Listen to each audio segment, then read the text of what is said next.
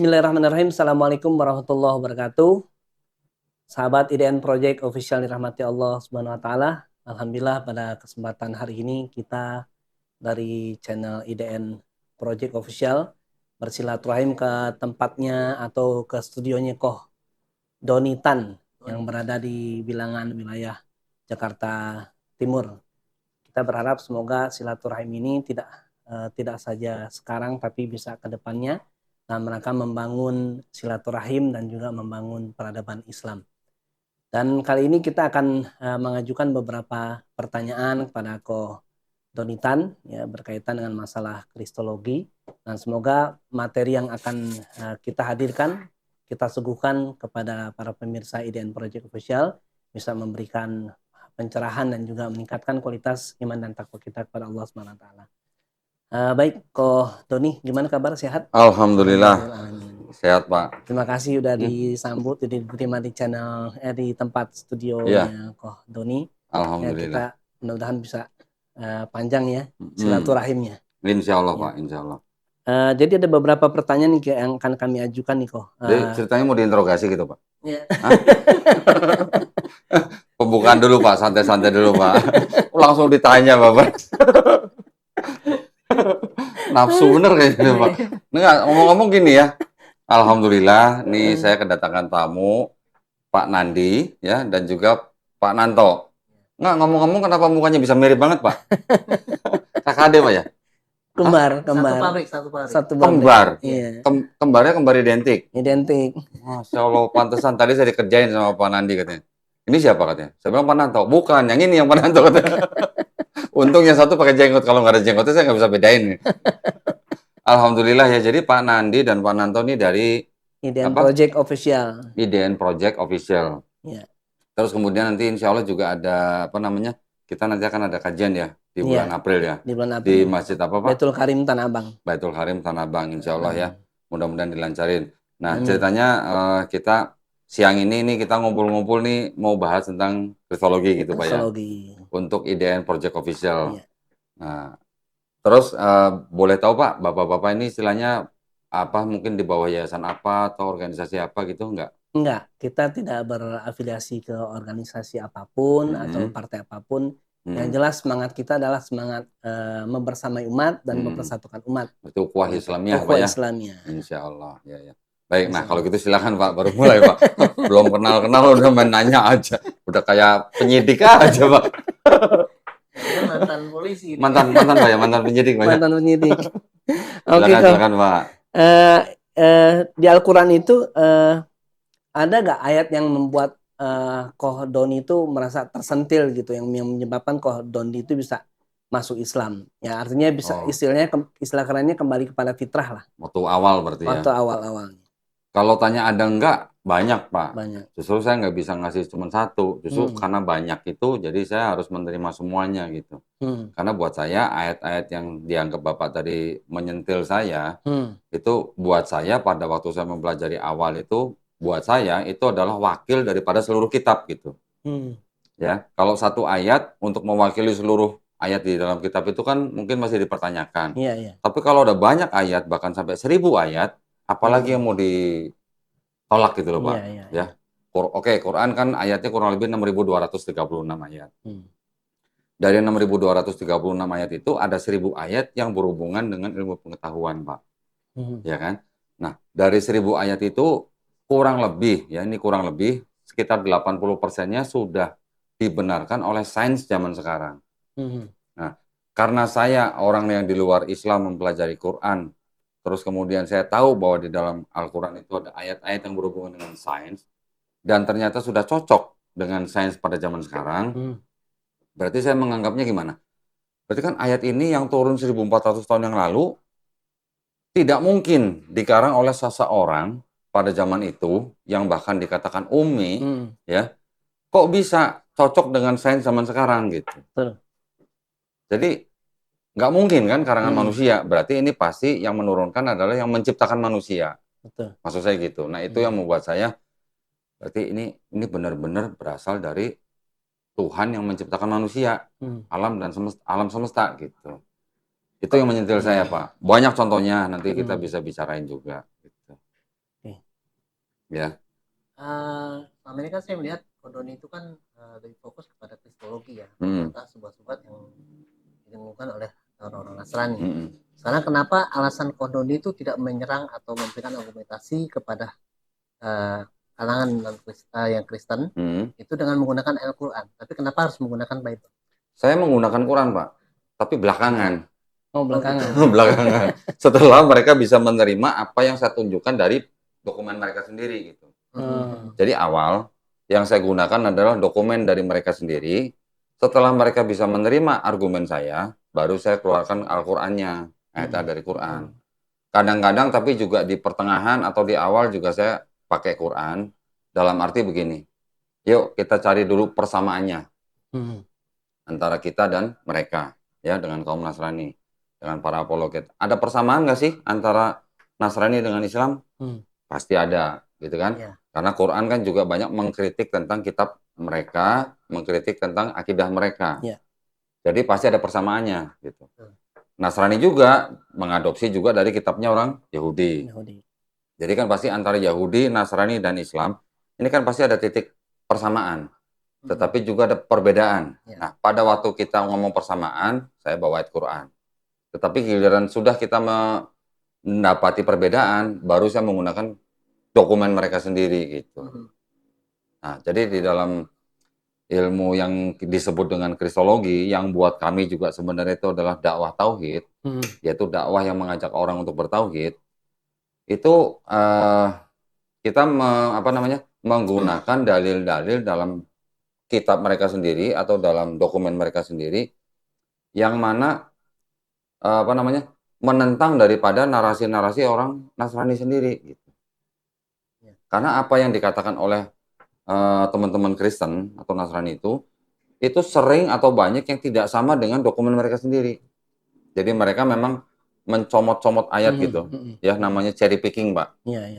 Cherry picking ayat-ayat dari kitab mereka, kemudian mereka narasikan sesuai dengan doktrin kelompok mereka. Karena kelompoknya kan nggak cuma satu, ada Trinitarian, ada Unitarian, ada Oneness.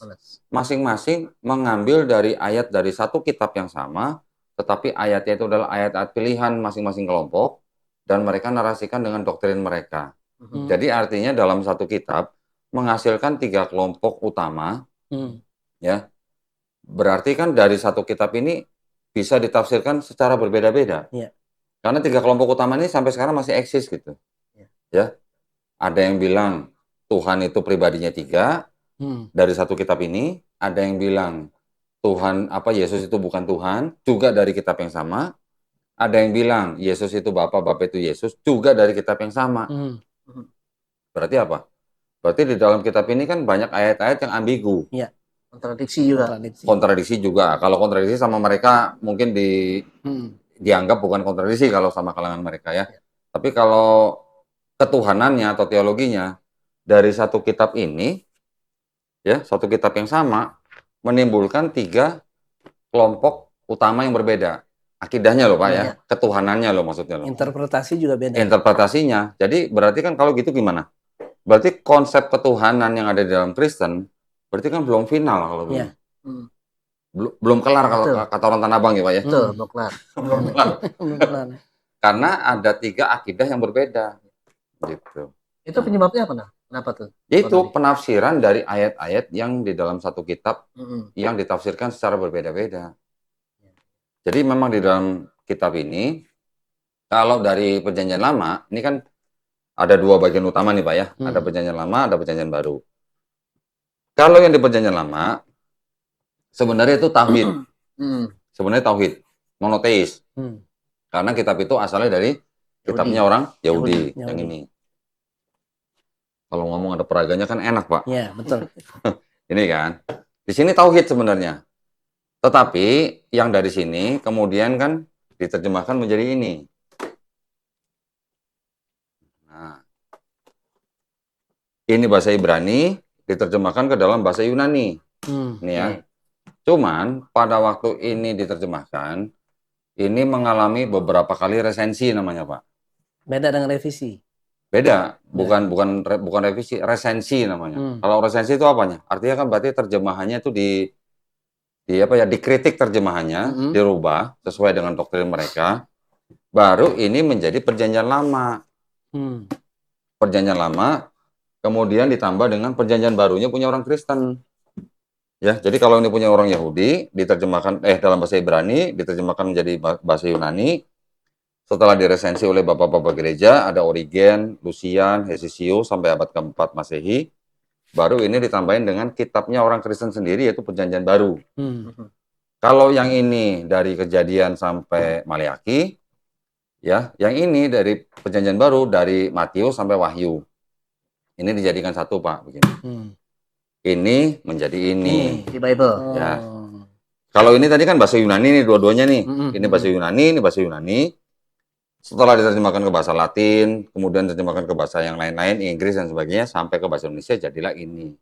Jadi ini adalah gabungan antara dua kitab ini. Perjanjian lamanya yang berasal dari punya orang Yahudi, yang punya orang Kristen sendiri yang ini, menjadi ini. Nah, dari satu kitab yang sama ini, bisa ditafsirkan secara berbeda oleh kelompok yang berbeda-beda. Orang yang percaya Tuhan punya 3 pribadi, tapi bisa bermanifest dalam bentuk manusia, disebut dengan kelompok Trinitarian. Kelompok yang mempercayai bahwa Yesus itu bukan Tuhan, disebut kelompok Unitarian. Kelompok yang percaya bahwa Yesus itu adalah Bapa, Bapa itu adalah Yesus, yang cuma satu pribadi, bukan 3 pribadi, itu disebut kelompok Oneness. Ya, jadi ada 3 kelompok nih, dari satu kitab yang sama. Tetapi itu pun belum mewakili semua ya. Kalau yang ini punya orang Protestan, Pak. Ya, Protestan ini ada 66 kitab atau buku. Beda dengan Katolik ya. Dari Kejadian sampai Wahyu, 66 kitab isinya. Kalau yang Katolik ini ada tambahan 7 buku. 7 buku itu atau 7 kitab itu disebut dengan Deuterokanonika. 7 buku itu sama Protestan ditolak. Jadi dari 73 menjadi 66. Oke. Ada lagi, Pak. Banyak ya. Ada nggak Pak Quran begini, Pak? Nggak ada. Dari 114 surah, yang 10 ditolak gitu sama kelompok lain gitu, ada nggak, Pak? Itu langsung keluar dari Islam itu. Langsung keluar dari Islam gitu kan. Ada lagi yang ini. Sebelum Katolik, ini ada lagi nih, Ortodok. Ortodok juga punya kitab sendiri. Ini 78 kitab. Ada lagi yang Ethiopia nih. Ethiopia, 81 kitab. Jadi ini 81 kitab Ethiopia, 78 Ortodok, Katolik 73, Protestan 66. Ada selisih kan? Iya. Nah, selisihnya itu berarti menurut kanan ini 81, ini 78, berarti ada 3 kitab yang ditolak oleh ini kan? Berarti menurut dia, Ortodok, yang 3 itu bukan firman Tuhan. Gitu kan? Ini 78, ini 73. Beda 5. Ya. Berarti menurut Katolik, yang 5 di sini bukan firman Tuhan. Yang Kristen 66 menolak 7 di sini. Berarti menurut Protestan, yang 7 di Katolik itu bukan firman Tuhan. Nah, jadi, yang disebut dengan konsep firman menjadi manusia, ya, konsep Kristen, firman menjadi manusia, belum kelar. Bener kan? Ya. Karena ada Trinitarian, Unitarian, Oneness. Kemudian konsep yang firman menjadi kitab juga belum kelar. Karena beda-beda nih kitabnya jumlahnya. Ya, jadi konsep ketuhanannya belum final. Gitu, Pak. Yang 3 kelompok itu masih keberadaannya di Indonesia ada? Ada. Oh. Tapi kalau yang Ethiopia saya nggak tahu ya. Kalau yang Protestan banyak, Katolik banyak, Ortodok juga ada. Kalau yang Ethiopia saya nggak tahu ada apa enggak. Itu untuk penulis Perjanjian Baru, itu kan ada Markus, Yohanes. Itu orang itu ketemu sama Yesus atau gimana? Nah, gini. Jadi kalau yang itu kita sebut 4 gospel ya, Pak ya. Matius, Markus, Lukas, Yohanes. Ini buat saya, ini saya sebutnya gospel, bukan Injil, Pak. Walaupun mereka di sini menulisnya Injil, ini kan kitab suci Injil. Buat kita orang Islam, kita jangan sebut ini Injil. Karena di Quran menyebut Injil kan kepada siapa, Pak? Kepada Nabi Isa Al-Masih. Kepada Nabi Isa alaihissalam. Ada berapa Injil yang diterima oleh Nabi Isa alaihissalam? Di Quran? Cuma satu, single. Ya, Pak ya? Tapi kalau di sini kan ada Matius, Markus, Lukas, Yohanes. Disebut Injil. Bahkan di sini sebutnya apa nih? Ada Bible yang menuliskan Injil karangan Matius, Injil karangan Markus, Injil karangan Lukas. Injil karangan Yohanes. Mereka menyebut Injil itu silakan, itu hak mereka. Tapi kita tahu, kita orang Islam tahu bahwa di Quran yang disebut Injil itu hanya satu yang diturunkan kepada Nabi Isa alaihissalam untuk siapa? Untuk Bani Israel. Kapan? Pada zaman itu, ya kan? Jadi itu adalah wahyu. Apakah berbentuk buku seperti ini, Pak, yang diterima Nabi Isa alaihissalam? Enggak, bukan. Walaupun di dalam Quran surah Maryam ayat 30 dikatakan Nabi Isa berkata bahwa aku adalah hamba Allah dan aku menerima kitab Injil. Dan Nabi Isa itu berkata pada saat dia masih bayi yang ada di gendongan ibunya, Siti Maryam, apakah yang dimaksud kitab Injil yang diterima Nabi Isa itu buku jatuh dari langit begini? Kan enggak. Jadi itu adalah wahyu sebenarnya. Wahyu yang diterima oleh Nabi Isa, disampaikan untuk Bani Israel pada zaman itu. Terus kalau Nabi Isa-nya sudah nggak ada, wahyunya kemana? Yang ikut sama nabinya kan gitu. Apakah Nabi Isa alaihissalam diceritakan pernah menulis kitab Injil, buku seperti ini? Kan tidak. Apakah Hawariun juga pernah diceritakan menulis kitab Injil? Kan tidak juga. Jadi yang disebut dengan Bible-nya orang Kristen, atau lebih spesifiknya lagi yang 4 gospel tadi, yang Matius, Markus, Lukas, Yohanes, apakah itu Injil yang diterima oleh Nabi Isa alaihissalam? Bukan. Alhamdulillah kan? Berarti kita jangan sebut kitabnya mereka nih Injil. Kita sebutnya ini Bible aja, ya. Baik yang perjanjian baru aja maupun yang ada perjanjian lamanya. Kita sebut ini Bible. Kalau yang khusus 4 gospel tadi, kita sebutnya gospel. Ini mohon maaf Pak, saya jawabnya agak ke belakang nih. Tapi kalau Bapak tadi menanyakan ada Markus, Matius, apakah pernah ketemu? Ini menurut kalangan atau ahli-ahli perjanjian baru sendiri ya Pak ya. Bahwa yang disebut dengan 4 gospel itu adalah anonim. Anonim artinya tidak ada nama penulis, ya kan? Tidak ada di dalam kitab-kitab itu menulis aku bernama Matius menulis ini untuk siapa gitu kan nggak ada. Beda dengan surat-surat yang Paulus. Surat-surat Paulus ada 13. Di dalam surat-surat itu Paulus menuliskan aku Paulus Rasul Yesus. Menulis surat ini untuk untuk jemaat di Roma misalnya, atau jemaat di Galatia, itu ada gaya seperti itu. Di sini nggak ada tulisan aku bernama Matius, aku bernama Markus, aku bernama Lukas atau Yohanes, nggak ada. Jadi 4 gospel itu adalah anonim, tanpa nama. Dari mana ada nama-nama Matius, Markus, Lukas, Yohanes? Itu semua berawal atau berasal dari bapak-bapak gereja di abad kedua, Pak. Jadi bukan muridnya Yesus ya? Bukan. Sebentar. Jadi itu nama-nama diatributkan oleh bapak-bapak gereja di abad kedua. Pertama oleh Santo Papias, tahun 135 Masehi. Kedua oleh Santo Irenaeus, tahun 185 Masehi. Nah, menurut ahli-ahli perjanjian baru zaman sekarang, nama-nama yang sudah diatributkan itu menandakan bahwa yang menulis itu bukan orang-orang saksi mata langsung. Pertama. Bukan juga orang-orang yang mengenal saksi mata langsung. Jadi artinya apa? Orang-orang ini bukan murid-murid Yesus, bukan orang-orang yang pernah ketemu Yesus, bukan orang-orang yang pernah jalan-jalan bareng Yesus, atau boleh dibilang bukan orang yang pernah ngopi bareng Yesus gitu loh, Pak. Ibaratnya gitu lah. Ya, bukan orang-orang yang pernah ketemu Yesus. Sedangkan Yesus sendiri berbahasa apa? Aramaik. Ya. Di kawasan Palestina pada saat itu kan memang boleh dikatakan multi language lah. Tetapi Yesus itu kan orang dari bangsa Israel. Ya. Ibunya dari keturunan Lewi atau Harun, ayah angkatnya atau yang disebut dengan Yusuf itu kan disebut keturunan Yehuda, itu kan mereka berbangsa Israel yang berbahasa Ibrani dan Aramaik.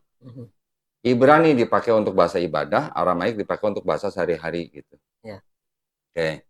Nah, bagaimana ceritanya Yesus yang berbahasa Aramaik, terus kemudian ada orang-orang yang kenal dengan dia bisa menulis dalam bahasa Yunani gitu. Itu kan juga udah janggal. Terus tanya lagi, kapan 4 gospel itu ditulis kira-kira? 4 gospel itu ditulis kira-kira sesaat sebelum bait suci yang kedua itu dihancurkan oleh Jenderal Titus dari Romawi, kira-kira tahun 70 Masehi, Pak. Berarti antara tahun 65 sampai 70. Ambil aja 5 tahun lah sebelumnya. Kira-kira 10 tahun kemudian, baru gospelnya Matius dan Lukas itu menyadur dari gospel Markus.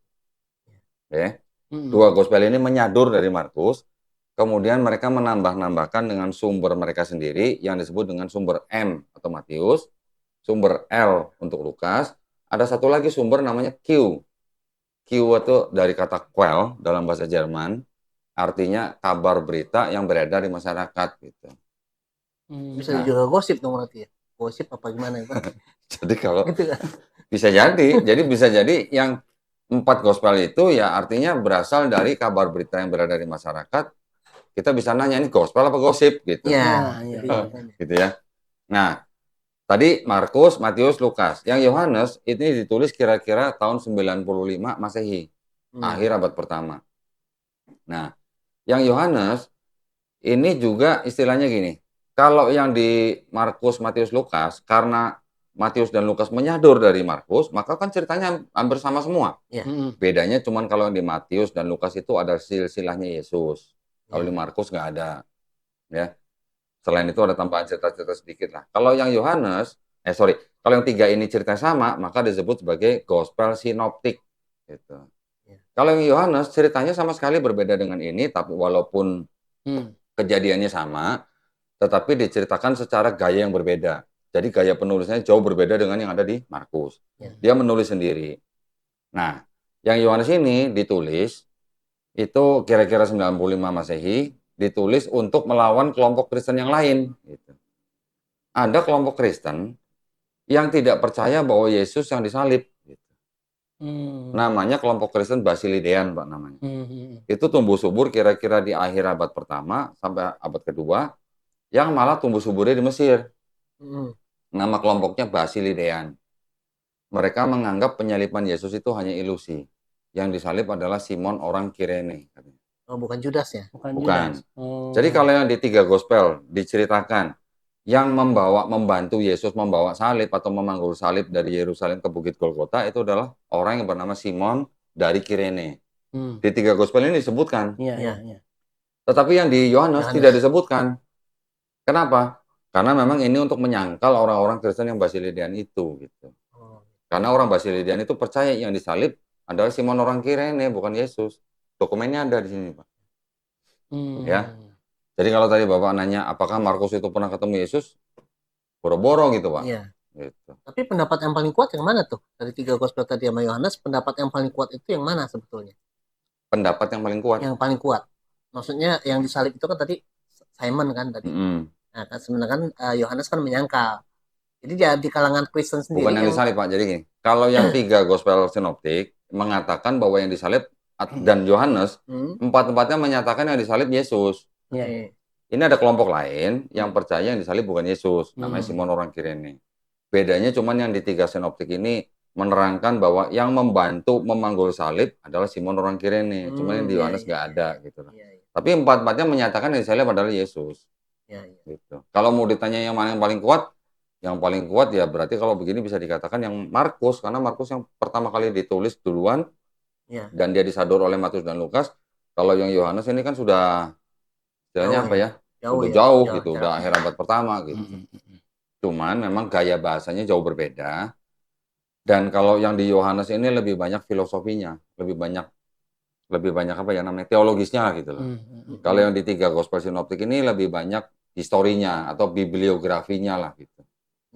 Autobiografinya Yesus lah gitu. Kalau yang di Yohanes banyak kalimat-kalimat yang menggunakan apa namanya teologis gitu lah, sifatnya teologis gitu, Pak. Gitu ya. Oke, selama dakwah ini kristologi ini ada nggak tantangan atau ancaman yang Kohdon dialamin? Ancaman ada aja. Ada aja. Bentuknya kayak gimana tuh? Ya, yang lewat medsos gitu atau lewat WhatsApp gitu ada. Tapi kalau yang langsung datang ngancem belum ada sih. Mudah-mudahan enggak lah ya. Mudah-mudahan. Ya, kita sih lillahi ta'ala aja. Kan kita nggak boleh diam aja kalau bukan ditampar pipi kanan kasih pipi kiri kalau kita kan. Itu kisah berarti ya. Ya, kok bicara tentang tadi kan minggu masalah Paulus ya, Rasul Paulus.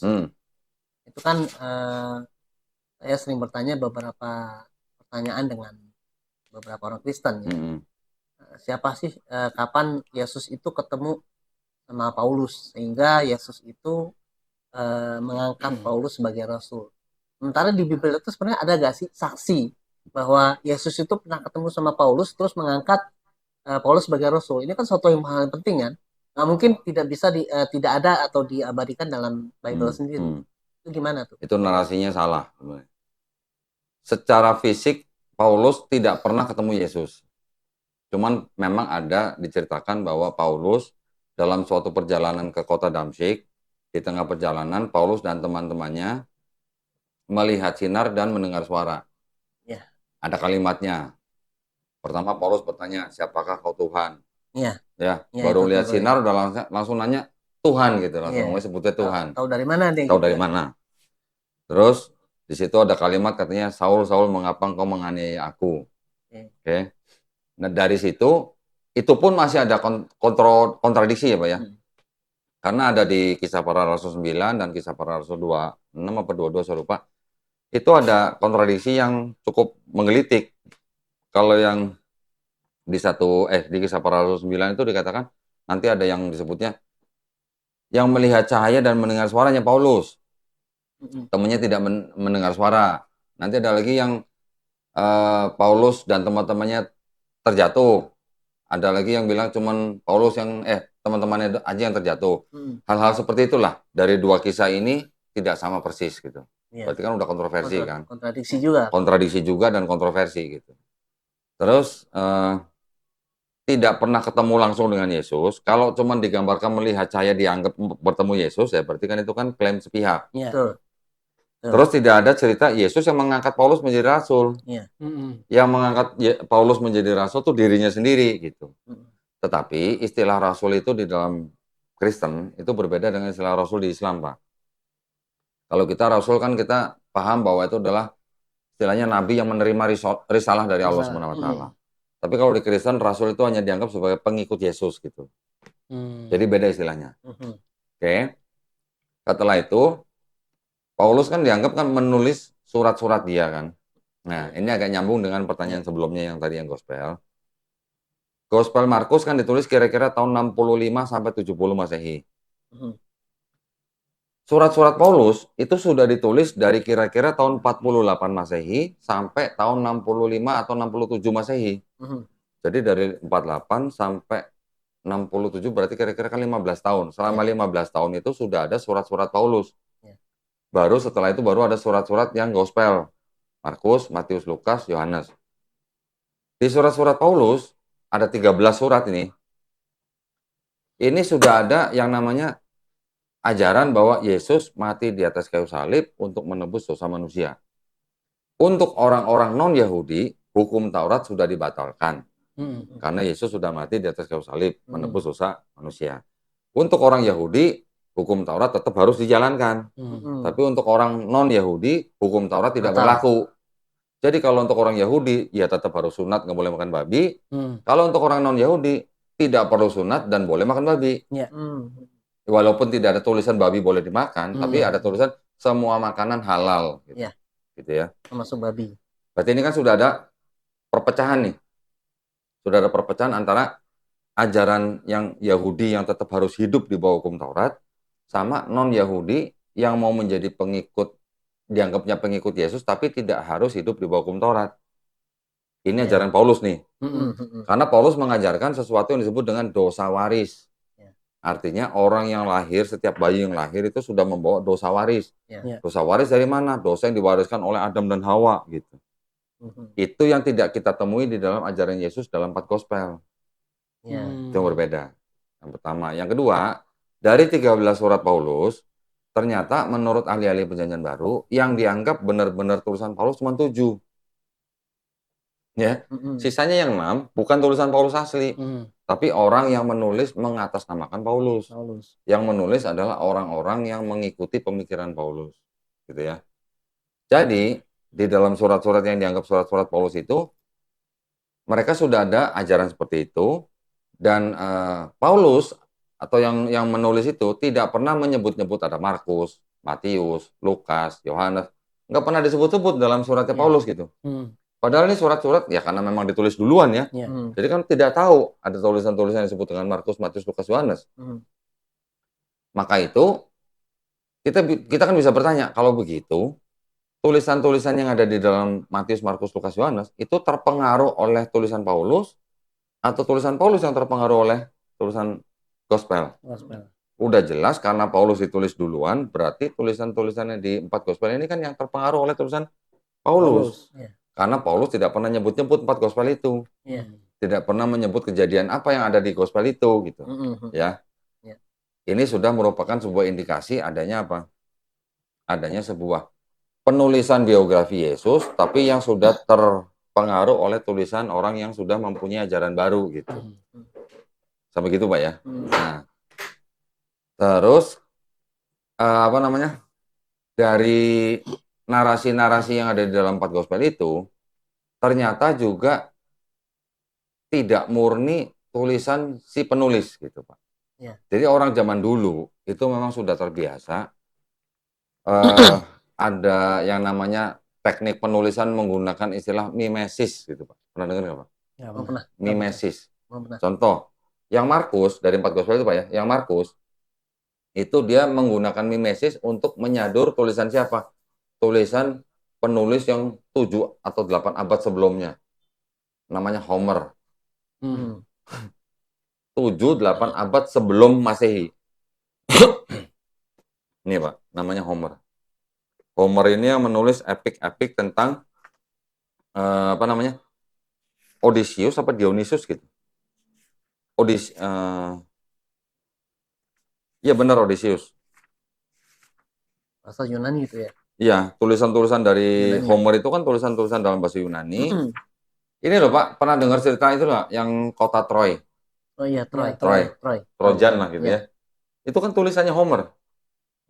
Di dalam kisah perang Troy itu ada satu tokoh yang namanya Odyssey atau Odysseus gitu.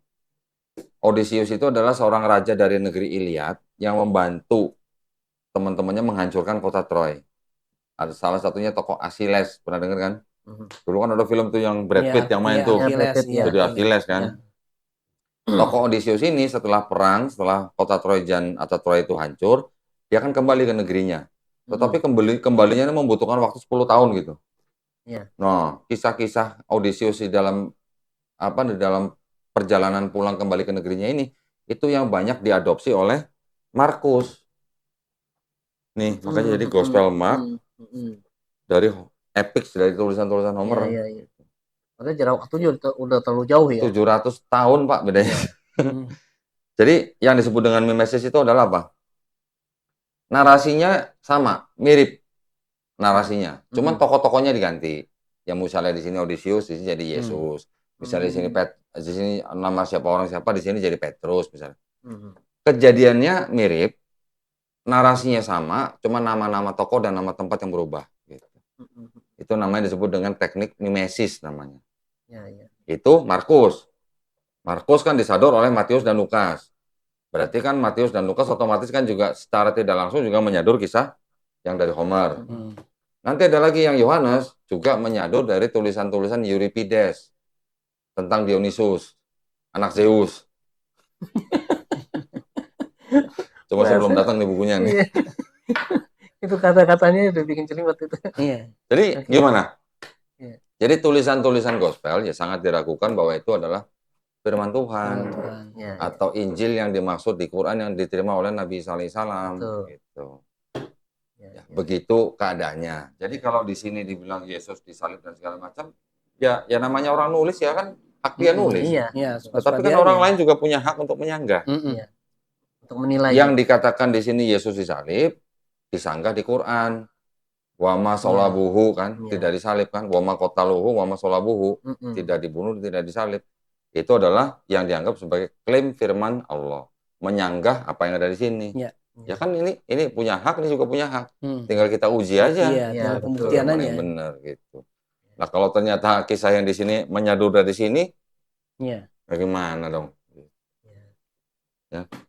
Kok saya masih penasaran nih, bagaimana sikap orang-orang Yahudi ya, ketika kitab mereka tuh PL Perjanjian Lama itu digabung di Perjanjian Baru.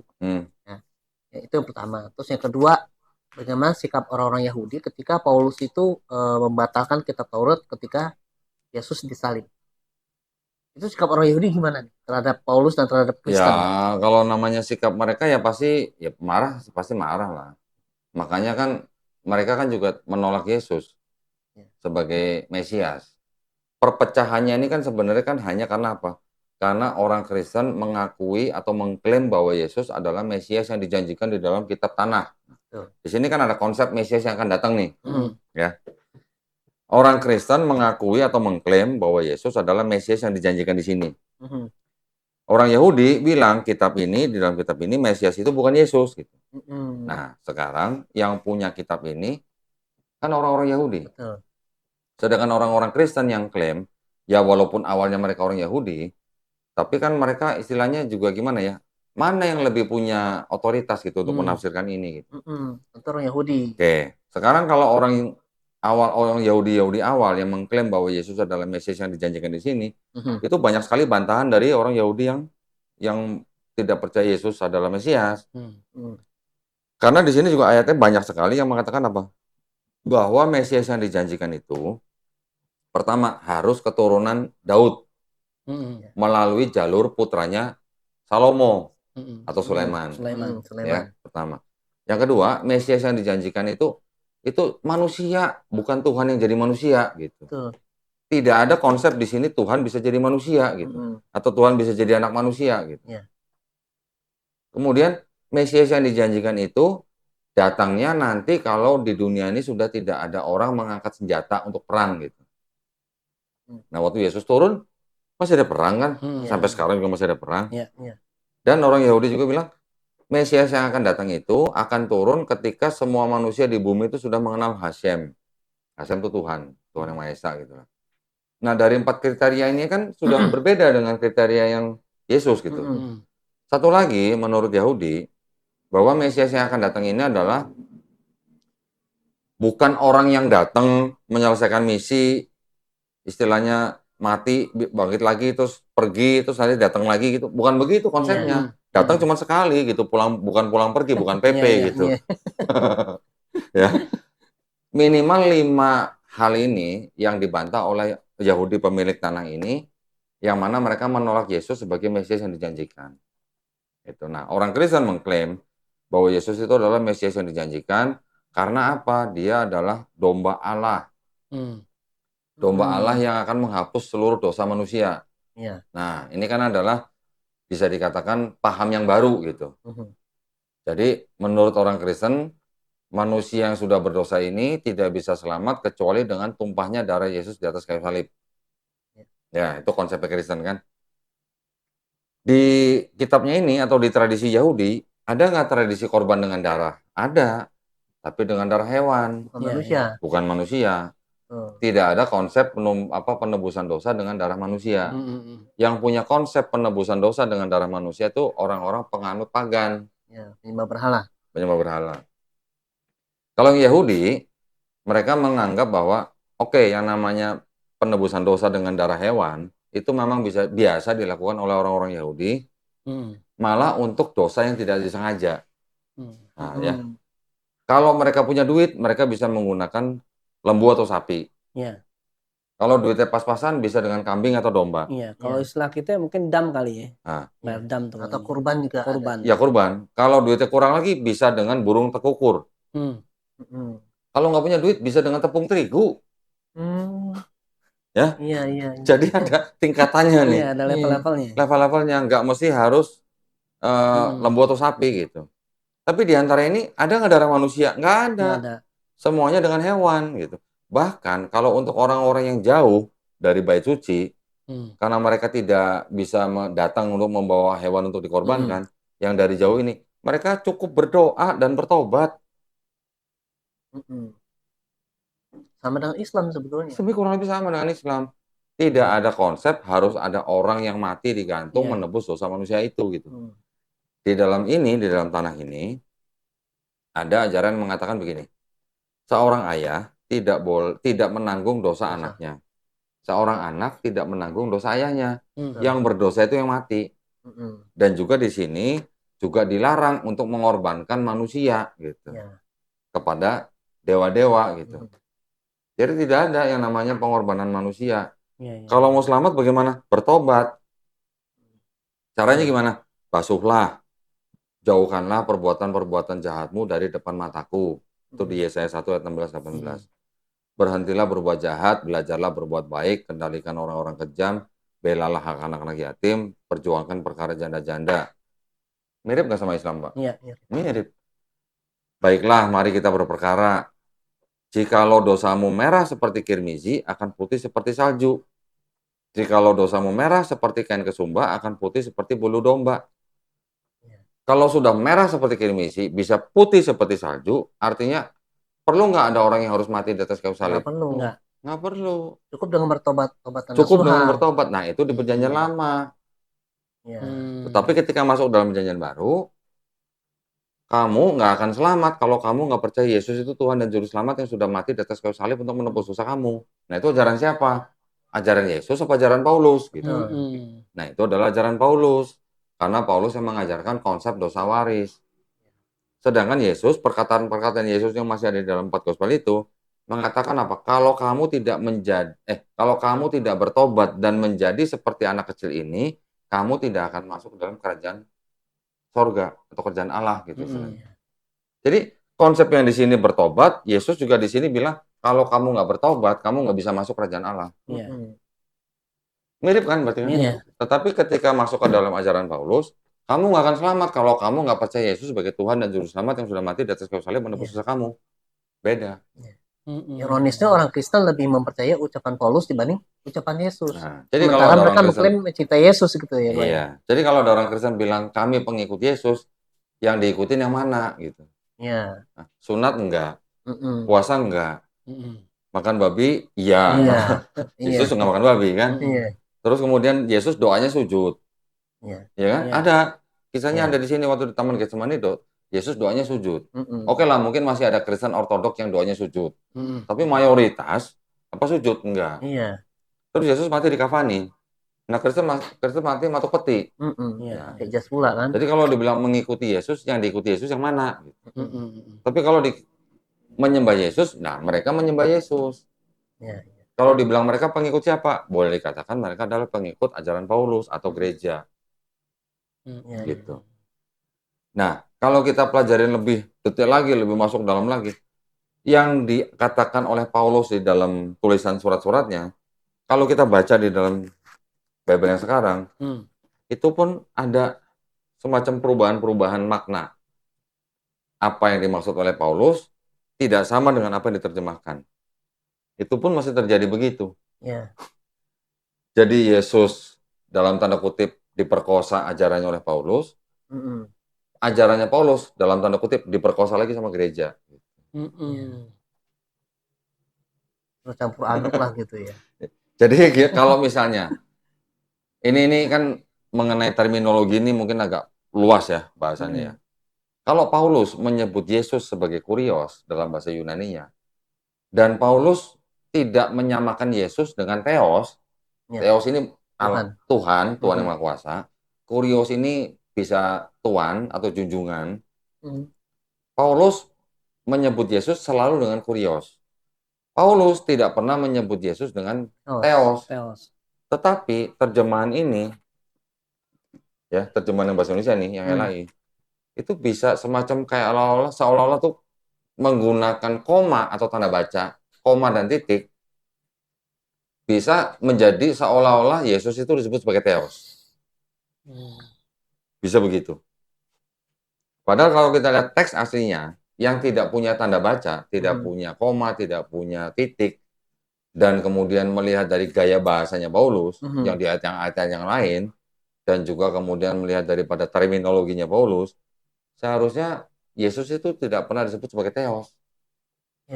Tetapi di terjemahan yang sudah menjadi kitab yang seperti ini, seolah-olah Paulus menganggap Yesus sebagai Theos.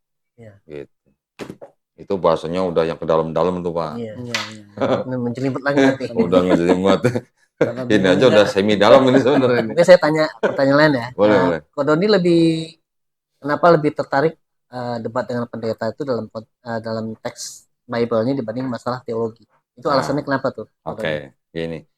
Kita tahu lah ya, dai-dai kita, mubalik kita, debater-debater Muslim kita, memang sering berdebat dengan teman-teman Kristen mengenai masalah teologi. Kalau masalah teologi atau akidah itu kan menurut kami pada ujung-ujungnya nih, ujung-ujungnya. Kalau bahasa Tanah Abangnya kan at the end of the day gitu, Pak. Ya kan? Ujung-ujungnya kan lakum dinukum waliyadin. Iya, betul. Betul, Pak? Iya. Mereka mau mempercayai Yesus sebagai Tuhan kan itu hak mereka yang dilindungi oleh negara. Negara melindungi hak setiap warga negara untuk memeluk dan menjalankan agama dan keyakinannya masing-masing. Iya. Jadi kalau kita meributkan Yesus itu Tuhan atau bukan, buat saya kalau ujung-ujungnya lakum dinukum waliyadin, nah poinnya apa gitu? Ya, oke lah kalau kita misalnya bisa meyakinkan seseorang, terus kemudian dia percaya dengan argumen kita mengenai teologi, oke, misalnya dia mau masuk Islam, alhamdulillah. Tapi kalau sudah seorang pendeta, kita ajak debat teologi, apa ujungnya, Pak? Iya, betul. Ya kan? Ujung-ujungnya lakum dinukum waliyadin. Paling-paling hanya kita berharap jemaatnya dia yang menonton debat kita. Ya, betul. Istilahnya dia bisa mengambil atau memilih pendapat mana yang masuk akal. Apakah dia tetap mau ikut pendapat pendetanya atau mau ikut pendapat saya. Ujung-ujungnya lakum dinukum waliyadin. Tapi kalau saya bisa membuktikan kitab mereka ini ada kejanggalan, ada kesalahan, ada kontradiksi, ada ayat yang tidak asli, ada ayat tambahan, ada ayat sisipan, bahkan ada ayat pinjaman, pinjam Pak, nggak dibalik-balikin ya. Dan pendeta itu bisa mengakui ya berdasarkan apa namanya akademis atau apalah literatur lah di atau literatur lah. Nah, kita tinggal lihat jemaat pendetanya aja ngakuin ini bukan kitab suci mereka gitu. Ya. Ya. Seperti masalah ke ayat Yohanes itu yang masalah Trinitas 1 Yohanes 5:7. Nah, itu kan jemaat tinggal menilai sendiri, loh. Berarti selama ini saya mengikuti ayat yang tidak asli gitu kan? Iya, Nah, gitu aja. Itu kita kembalikan lagi pada para penonton. Mau dia berpikir dengan logika yang logis atau enggak gitu. Kan kita tujuannya hanya menyampaikan aja. Menyampaikan dan kita juga mengajak mereka berpikir. Gitu. Kalau pendeta kan hanya tempat untuk kita menyampaikan. Yang menilai kan nanti yang nonton. Iya. Gitu. Gitu ya Pak ya kira-kira ya. Jadi kenapa saya memang tidak mengarah ke arah teologis ya itu. Lah buat apa kalau nanti ujung-ujungnya lakum dinukum waliyadin? Kita cuman buang-buang waktu aja, buang-buang air liur gitu istilahnya. Tapi kalau saya bisa buktikan, nih Bible kamu tuh aslinya bukan dari Kristen loh, tapi aslinya itu dari sini nih. Nah, Yahudi. Dari sini menjadi ini nih. Di sini ada yang dirubah-rubah nih. Supaya apa? Supaya kelihatan seolah-olah berbicara mengenai Yesus di PB. Nanti saya bisa buktikan dengan penggunaan ayat-ayat lain di ayat-ayat di penggunaan kata-kata tertentu di ayat-ayat yang lain, saya bisa buktikan. Nah, terus yang kira-kira dianggap di sini sebagai penggenapan daripada ini, itu ternyata memang hanya sebagai kutipan-kutipan gitu loh. Mereka klaim itu sebagai penggenapan, tetapi itu sebenarnya mengutip ayat-ayat yang ada di sini dengan doktrin mereka gitu loh. Disesuaikan. Ada berapa kira-kira Pak ayat yang dikutip di sini Pak dari sini? Hampir 1000. Kalau kita aja satu ayat dalam Quran aja udah ketahuan tuh. Ada satu alif hilangan itu di Quran udah heboh itu seluruh dunia Islam. Itu kan perubahan dalam harkat misalnya kan. Iya. Kalau ini hampir 1000 ayat dikutip dari sini. Ada yang plek persis sama kalimatnya, ada yang tidak persis sama plek tapi sama konsepnya atau konteksnya. Gitu. Hampir 1000 ayat. Kalau begitu, ini kitab suci atau kitab kutip gitu. Istilahnya. Kan mereka klaim bahwa ini adalah yang menulis adalah diilhami oleh Roh Kudus. Nah, kalau hampir 1000 ayat diambil dari sini, ini diilhami Roh Kudus apa diilhami sama ini gitu. Kira-kira gitu. Oke kok, ini tadi pertanyaannya kan apa? Penjelasannya berat ya isinya. Ini kita turunin tensinya sedikit nih. Pertanyaan yang iya nih, saya harus minum juga nih. Yang ringan-ringan. Pernah nggak minum sih Pak? Udah minum sih. Ini kok almarhum Ustadz Insan Mokoginta rahimahullah ya. Itu kan dulu punya mimpi besar untuk membuat semacam pusat pelatihan para dai kristologi lah.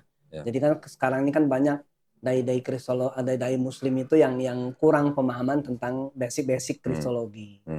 Nah, kira-kira kok Dondi ini ada mimpi besar kan untuk itu? Ada, yayasan kami ada juga. rencana untuk membuat pondok pesantren dan juga kampus kristologi juga ada, Pak. Ada. Kalau yang pondok pesantren di Wonosalam, Jombang, Jawa Timur, kalau yang kampus kristologi di Gunung Kidul, Yogyakarta. Udah berjalan itu? Apa gimana? Pembelian tanahnya sudah. Oh. Nah, pembangunan yang belum. Kalau yang di Jombang, Jawa Timur itu sekarang kita baru menyelesaikan pembangunan masjid. Untuk yang Gunung Kidul kita sudah menyelesaikan pembelian tanahnya, tapi belum mulai pembangunan gedungnya. Gitu, Pak. Tapi ada. Kita nanti akan insya Allah akan membangun kampus kristologi. Gitu. Ya, khusus para dai atau ini aja, apa yang minat aja, apa gimana? Ada yang khusus para dai, juga ada yang dibuka untuk yang lain. Yang umum kita gitu kerjasama ya. dengan sekolah tinggi Islam yang lain gitu. Gitu. Ya, karena memang penting ya, apa? Iya. Memberikan programnya apa aja sih kok yang udah berjalan dan yang akan berjalan itu apa program? Yang sekarang di sini. Ya. Kalau yang kita jalan ini ya, kalau untuk pembinaan mualaf, kita ya membina para mualaf ya, orang-orang yang baru masuk Islam itu. Contohnya, orang yang baru masuk Islam, kita syahadatkan, terus kita bina. Sebelumnya kita, kalau yang untuk yang ikhwan, kalau yang belum sunat, kita kirim ustadz untuk sunat di rumah dia. Ya, jadi kalau misalnya mereka nggak punya dana atau malu, ya sudah dewasa, kita kirim ustadz untuk sunat di rumah, di tempat. Nah, itu kita yang bayar ustadznya. Si mualaf tidak perlu bayar apapun. Setelah itu kita juga kirim guru untuk ngaji gratis, Pak. Ya, mulai dari belajar fikih, belajar sholat, sampai belajar iqra, semuanya kita sediakan dalam tempo kira-kira 3 bulan lah gitu. Itu yang kita lakukan sekarang untuk yang pembinaan para mualaf. Untuk yang kristologi, saya ditargetkan kita harus berdebat dengan pendeta 2 kali dalam setahun. 1 tahun. Kita cari. Nah, itu bentuk dakwah kita gitu. Itu tempatnya mereka nentuin apa kita nentuin? Bebas, bisa kita nentuin, bisa mereka nentuin gitu. Bebas. Tapi kita maunya di tempat yang bermartabat atau yang bagus lah gitu. Hotel misalnya hotel bintang 5 gitu kan. Kan enak makan tidur enak, mereka datang tinggal siapin materi, tinggal debat gitu kan. Itu. Tapi yang jelas di dalam dialog kita dengan pendeta itu juga ada aturannya. Jadi di dalam aturan debat itu ya istilahnya nggak boleh kita mengeluarkan kata-kata kotor, nggak boleh menghina pribadi. Kita tetap harus menjaga persatuan dan kesatuan negara Republik Indonesia. Kita juga harus ilmiah dan akademis gitu. Makanya kalau Dondi ya tenang ya, kalau kita perhatiin kalau debat itu diskusi itu tenang gitu, nggak emosional. Ya ngapain teriak-teriak Pak, putus suaranya. Karena juga pertambahannya kalau Dondi juga yakin sama yang kalau Dondi suguhkan tadi. Iya. Itu kan kalau orang berteriak atau menggunakan intonasi tinggi, itu kan bisa 2 kemungkinan Pak. Bisa untuk menutupi kelemahan, bisa juga apa? Memang dia emosional. Memang dia emosional gitu. Tapi kalau saya tahu apa yang dia bicarakan, saya sudah tahu apa yang jawabannya di dalam buku-buku tertentu, bisa santai aja. Tinggal saya tunjukkan aja, nah silakan bantah gitu. Iya. Biasanya nanti kalau sudah saya tunjukkan bukunya, mereka membantahnya suaranya langsung turun gitu. Nanti cari apa alasan yang lain, kanan kiri gitu, atau muter-muter gitu. Gitu aja. Ini kalau kegiatan di studio nih apa aja kok? Ya kalau studio kita biasanya membuat, biasanya kita bikin podcast. Podcast dengan para mualaf-mualaf atau yang baru masuk Islam. Kita gali apa yang memicu atau membuat mereka mau menerima Islam dan masuk Islam atau memeluk Islam. Karena apa yang kita bicarakan dengan para mualaf-mualaf itu kan bisa jadi juga menjadi pintu hidayah buat yang lain yang nonton. Gitu. Selain itu kita juga bikinkan kajian-kajian berdasarkan dari kitab-kitab mereka, juga dari kitab-kitab yang lain, ya dalam arti yang sifatnya edukasi. Bukan kajian-kajian yang hanya menghina gitu. Kita kan nggak boleh menghina, tetapi ini kita semua ada sumber dokumennya. Kalau ada sumber dokumennya apa bisa disebut menghina? Kan enggak. Nah, kalau dianggapnya saya menghina ya berarti buku ini yang menghina dong. Nah, kalau mau nuntut berarti nuntut buku-buku inilah gitu. Nggak ada kajian khusus ya? Kajian khusus misalnya tiap hari apa? Ada kajian kristologi khusus buat para pemula itu nggak ada? Kalau yang buat umum belum. Belum ada ya. Tapi saya ada kajian khusus di hari Selasa. Di mana tuh, Pak? Di sini. Jadi alhamdulillah saya juga menjadi dosen di Sekolah Tinggi Ilmu Dakwah Muhammad Nasir Bekasi. Dosen sekolah tinggi ini belum lama baru dibuka kelas kristologi lagi gitu.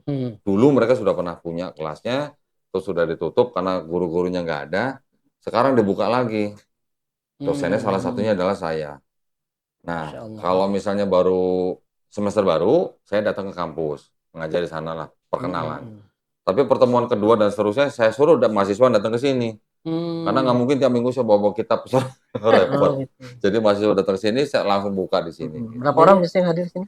Yang terakhir itu ada 13.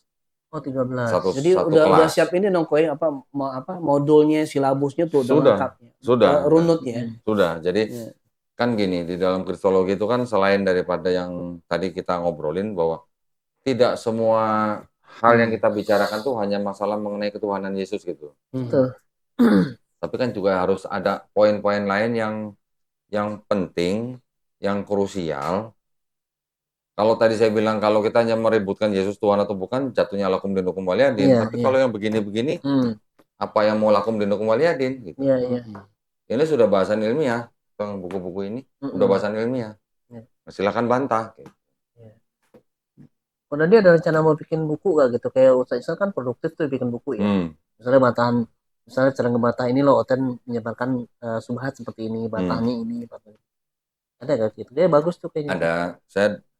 Saya sudah menyiapkan buku lah, kurang lebih dari tahun 2018 sampai 2020 udah saya siapin. Isinya mengenai kontradiksi Bible. Ya. Jadi yang saya buat di situ bentuknya dalam bentuk tabel. Cuman belum ada penerbit yang mau nerbitin. Alasannya? Nggak tahu. Takut kan? Takut ya. Nanti kita cari nih kok. Boleh kalau ada. Dewan Dakwah misalkan Dewan Dakwah ada apa nih kan? Punya percetakan juga. Bisa kita coba nanti.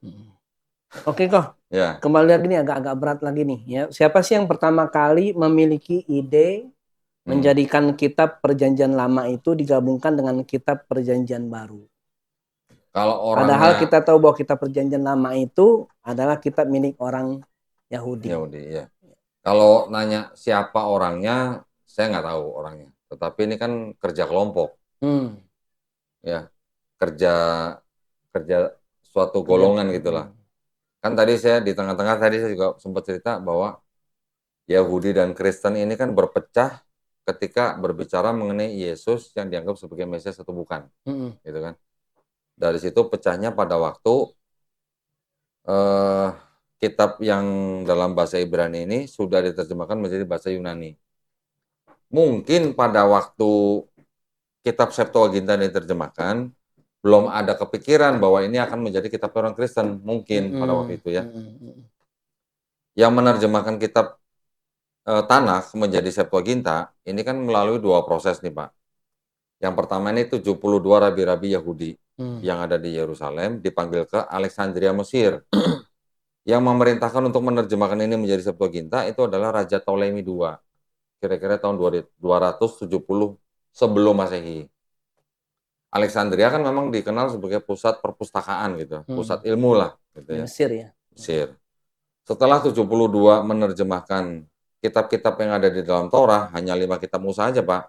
Diteruskan dengan kitab-kitab Nefim dan Ketuvim oleh orang-orang Yahudi yang juga ada di Alexandria, Mesir. Tetapi ditengarai orang-orang Yahudi ini adalah orang-orang Yahudi yang sudah terpapar Helenisme. Karena kan bangsa Mesir, Palestina itu kan semuanya sudah di bawah namanya penyebaran atau kuasa Yunani pada waktu itu. Kan kita kenal kan, bangsa Israel ini setelah mereka menjadi satu kerajaan Israel, setelah pecah menjadi Israel utara dan selatan, yang utara dikuasai oleh bangsa Assyria, kemudian Babilonia datang menguasai seluruh Israel. Israel dibawa ke Babel untuk diasingkan. Kemudian Babilonia dikalahkan oleh Persia, oleh Raja Cyrus waktu itu. Pada waktu zaman Raja Darius, bangsa Israel sudah boleh pulang ke Palestina untuk membangun bait suci yang kedua. Jadi Darius ini kan sudah merupakan penguasa pada saat itu nih. Persia pada waktu itu kan menjadi memang penguasa yang daerah situ yang paling besar gitulah. Barulah bangsa yang kecil dari Yunani, Alexander Agung, tahu kan Pak ya? Alexander Agung ini kan yang berani melawan kebesaran Darius nih. Dengan segala macam trik strategi perangnya, walaupun Alexander Agung ini kalah jumlah tentaranya, tapi mereka bisa mengalahkan Darius. atau bangsa Persia. Setelah Alexander Agung mengalahkan daerah-daerah situ semua, dikuasain semua, kan baru menyebar yang namanya budaya Helenisme, Pak. Paham ya, Pak ya? Paham. Helenisme tahu ya? Nggak tahu Helenisme. Sistem kepercayaan menyembah dewa-dewa. Ada Pak ya. Ya kan? Kan Sama dengan pagan ya. ada Dewi Helen. Ya. Dewi Helen itu anaknya Zeus. Ya, karena dewa apa Zeus menghamili dewi yang lain gitu. Nanti ada dewa Zeus menghamili perempuan muda manusia, punya anak Perseus. Ada dewa Zeus menghamili perempuan muda, punya anak Hercules gitu lah. Hercules atau Perseus ini dianggap setengah manusia, setengah dewa gitu. Konsepnya kan mirip dengan Yesus. Yesus kan juga dianggapnya apa? Sepenuhnya manusia, sepenuhnya Tuhan.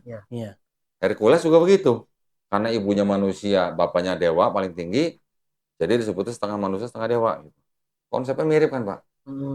Cuman detailnya memang berbeda gitu. Kalau di Yesus nggak bisa dia mengangkat barang yang berat gitu. Kalau Hercules kan bisa gitu kan. Cuman itu kan detail aja. Tapi konsepnya kan mirip. Gitu. Nah, setelah Septuaginta ini jadi, ini Septuaginta ini kan beredar terus. Bahkan pada saat Yesus sudah lahir, sampai nggak ada pun, Septuaginta ini masih ada. Bahkan sampai abad keempat Masehi. Ini baru final di resensi gitu, tadi saya bilang, oleh Hesisius gitu. Barulah menjadi diterjemahkan ke bahasa Latin, Vulgata. Baru nanti dari Vulgata, setelah menjadi perjanjian lamanya orang Kristen, baru nanti diterjemahkan ke bahasa-bahasa yang lain. Kalau Bapak nanya siapa yang pertama kali menjadikan ini menjadi kitabnya orang Kristen, namanya saya nggak tahu, Pak. Tapi ini kan kerja kelompok nih. Ya, kerja kelompok. Karena apa? Ya karena bapak-bapak gereja itu yang meresensi ini bahwa ini adalah berbicara mengenai Yesus di PL gitu. Nama-namanya kalau yang meresensi ada Origen, Lucian, Hesisius. Nanti ada Jerome yang menulis dalam bahasa Latin Vulgata. Ya ini bapak-bapak gereja gitu loh, Pak. Yang sampai akhirnya Septuaginta dijadikan perjanjian lamanya orang Kristen. Karena pahamnya ini kan berkembang terus nih. Pahamnya kan nggak langsung ujuk-ujuk jadi nih. Yang Trinitarian. Trinitarian aja kan nggak langsung timbul begitu aja. Sebelum Trinitarian sudah ada kelompok-kelompok yang mempercaya misalnya apa? Doketisme. Yesus itu wujudnya Tuhan di bumi. Nggak lama nanti timbul kelompok separatisme namanya. Yesus itu sebelum dibaptis bukan Tuhan. Setelah dibaptis dia baru Tuhan. Nanti pada waktu Yesus disalib yang diangkat tuh Kristusnya bukan Yesusnya gitu. Itu namanya kelompok separatisme. Nanti ada kelompok modalisme. Modalisme ini mode ya, peran gitu. Jadi apa namanya seperti kita misalnya Pak Nanto di kantor sebagai apa? Direktur misalnya. Di rumah sebagai ayah, di RT mungkin sebagai RT. Nah, peran gitu loh, mode gitu. Ini yang akhirnya menimbulkan nanti ada modalisme monarkianisme, modalisme sabellianisme. Nah, yang Pak Hendirtan itu salah satu dari sini. Gitu. Baru timbul aliran Trinitarianisme. Trinitarianisme ini sebenarnya diawali oleh Bapak Gereja di abad kedua namanya Tertullianus. Tertullianus ini menganggap bahwa kita ini manusia nih tidak bisa berurusan langsung dengan Tuhan. Dianalogikan dengan warga negara yang tidak bisa berurusan langsung dengan hakim. Harus ada pengacara kan, Pak? Pengacara ini kan berarti kan fungsinya sebagai pengantara. Wakilnya. Ya, wakil. Jadi Tertullianus hanya menganggap Yesus, Bapa dan Roh Kudus itu hanya 3 pribadi yang berbeda tapi tidak setara. Berkembang pada waktu abad keempat nanti ada Bapak Gereja lagi namanya Athanasius memodifikasi pemikiran Tertullianus ini dengan apa? Kalau yang tadinya tidak setara sama Athanasius dinyatakan setara. Gitu. Berkembang lagi, nanti di akhir abad keempat ada konsili yang lain, konsili Konstantinopel, yang Roh Kudus tadinya belum ditetapkan sebagai Tuhan, baru tetapkan jadi Tuhan. Urutannya jadi ada konsili Nicea 325. Yesus dianggap sehakikat dengan Bapa. Yesus jadi Tuhan. Belum ada Trinitas, baru Duinitas Pak berarti Pak. Baru nanti ada konsili kedua Konstantinopel tahun 381 Masehi. Roh Kudus dianggap juga sehakikat dengan Bapa. Jadi Tuhan juga. Baru komplit ada Trinitas nih. Nanti ada lagi konsili Efesus tahun 431 Masehi. menetapkan bahwa Maria itu adalah Theotokos, bunda penghantar Tuhan ke bumi. Bunda yang melahirkan Tuhan. Bunda penghantar Tuhan ke bumi. Iya. Kenapa diadakan Konsili Efesus 431? Karena ada aliran Kristen lain yang menyembah Maria sebagai Tuhan. Oh, itu. Namanya kelompok Koliridianisme atau Mariamites. Di surat Al-Maidah 116 kan ada kan? Gitu. Nanti ada lagi Konsili Kalsedon 451 Masehi. Menetapkan bahwa Yesus punya sifat ganda atau duinatur. 100% manusia, 100% Tuhan. Oke. Nanti ada lagi Konsili 583 Konstantinopel II. Bagaimana memisahkan sifat ganda Yesus itu, tapi tidak memisahkan Kristusnya. Nanti ada lagi Konsili Konstantinopel III, tahun 681 Masehi. Yesus itu punya satu kehendak apa dua kehendak? Gitu. Ada lagi konsili lagi, Nisea kedua, tahun 787 Masehi. Bagaimana menyembah Yesus sebagai ikon gitu kan. Jadi membuat konsili-konsili atau muktamar-muktamar itu untuk meneguhkan akidah mereka. Berdasarkan kesepakatan. Berdasarkan kesepakatan atau ijtima ulama mereka gitu. Iya. Gitu. Ya. Ya, konsili-konsili itu juga dibuat karena untuk membasmi kelompok-kelompok lain yang dianggap bidat atau sesat gitu. Contoh yang di Konsili 325. Ada kelompok lain yang disebut dengan kelompok Arianisme. Arianisme ini yang dianggap sebagai cikal bakal aliran unitarianisme yang tidak mengakui Yesus sebagai Tuhan. Mereka menganggap Yesus itu hanya sebagai ciptaan yang paling mulia, bahkan lebih mulia dari malaikat. Tetapi tetap bukan Tuhan. Nah, jadi kan berarti kan kalau kita bisa melihat sejarah ini kan berarti kan memang ada intrik-intrik. Bahkan ada keterlibatan politik. Iya, kepentingan-kepentingan. Karena di dalam konsili itu tadi semua kayak apa? Kekaisaran Romawi terlibat gitu. Jadi yang menang ya yang berkolaborasi dengan penguasa Kaisar Roma gitu. Sebelum ada Konsili Nisea, Kaisar Konstantin sudah membuat Edict of Milan. Menyatakan bahwa Kristen boleh menjadi agama di Romawi. Kira-kira sebelum Konstantinopel, Konsili Konstantinopel tahun 381, sudah dibuatkan Edict of Thessalonica kalau nggak salah ya, oleh Kaisar Theodorus apa siapa gitu, menyatakan Kristen menjadi agama resmi Romawi. Padahal Yesus tidak mengajarkan kekristenan ya. Tidak. Kalau kita baca ini, Yesus tidak pernah menyebutkan kata Kristen, tidak pernah mengajarkan tentang Kristen. Jadi timbulnya Kristen bukan karena Yesus. Awal mulanya dari Paulus gitu. Ya, di Antioquia itu ya. Ya, yang di Antioquia setelah dia dan Barnabas dan pengikutnya menetap setelah setahun, Paulus, Barnabas dan pengikutnya disebut sebagai Kristen. Gitu. Itu kan adanya setelah berapa tahun setelah Yesus nggak ada. Sedangkan Romawi sebelum menjadi negara yang beragama Kristen, mereka menyembah siapa? Menyembah Dewa Mitra. Mengikuti ajaran Mitraisme. Gitu. Agama pagan ya? Pagan. Mitra dari mana? Dari Persia. Karena dulu Persia dikalahkan oleh Yunani gitu. Nah, Romawi dengan Yunani kan 11-12 gitu. Jadi kaitannya sejarah juga berarti.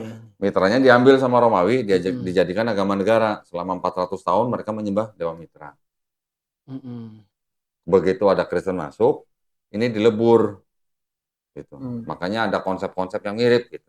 Ya kan? Kalau kita melihat Yesus ditetapkan kelahirannya 25 Desember.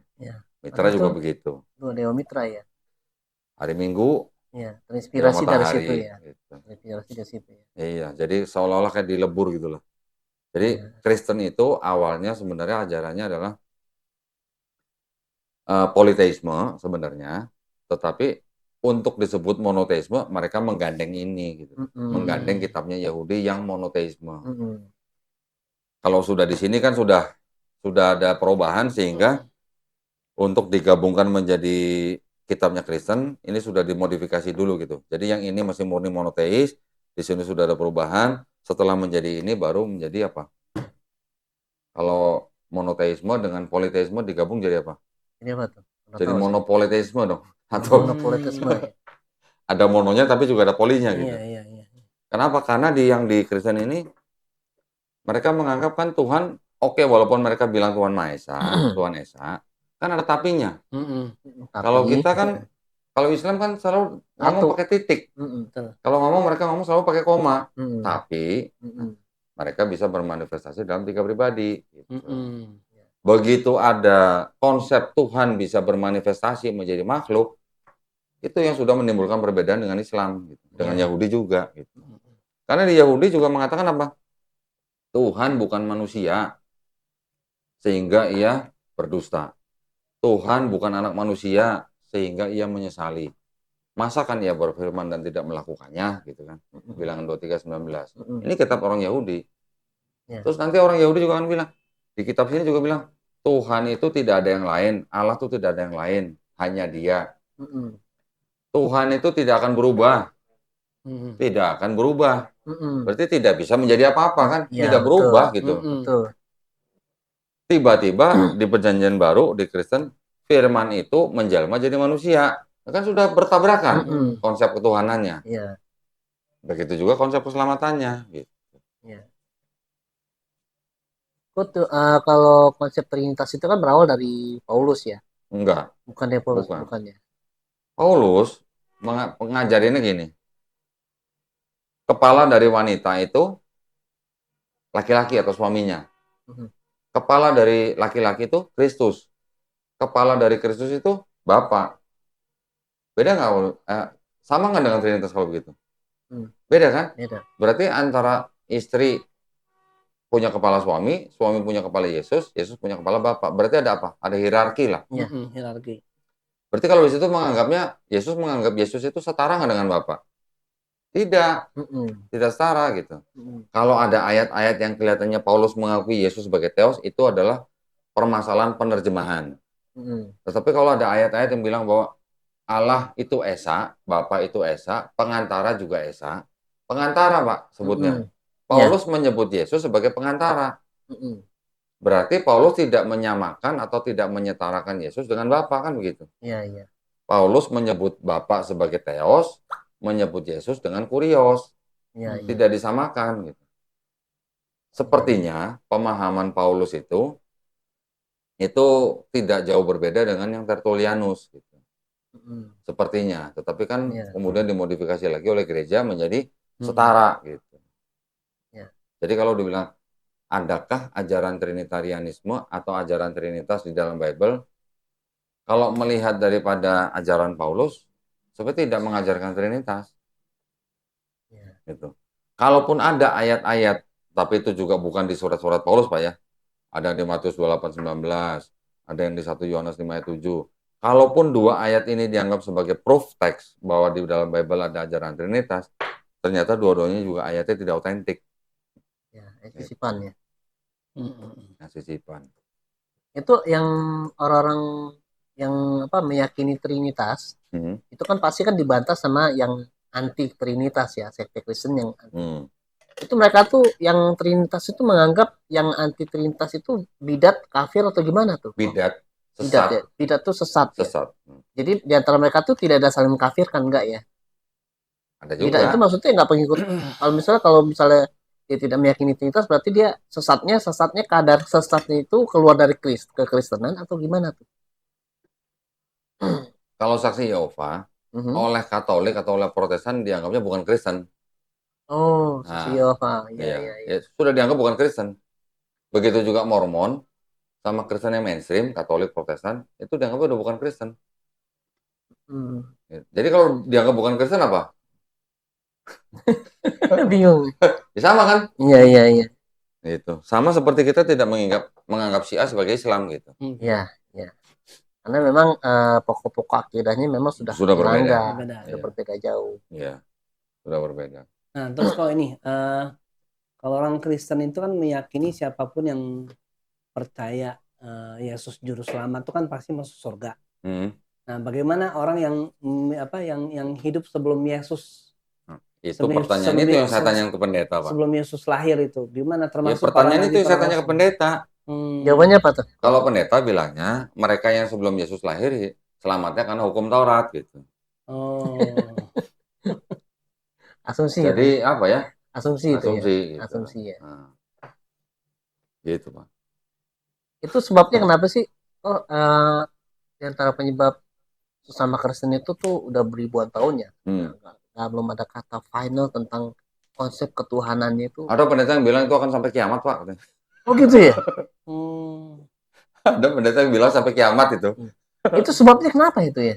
Ya itu tadi karena karena perbedaan itu tadi ya. Ayat-ayatnya itu bisa ditafsirkan dengan pemahaman yang berbeda-beda. Jadi kalau Yesus Yehova menggunakan ayat ini untuk mendukung doktrin mereka. Trinitarian juga menggunakan ayat yang lain untuk mendukung doktrin mereka. Begitu juga yang Oneness gitu. Karena ada ayatnya, nah, karena mungkin ini juga ditulis oleh banyak orang. Ini bukan satu pengarang nih. Betul. Ya. Kalau Quran kan satu pengarang.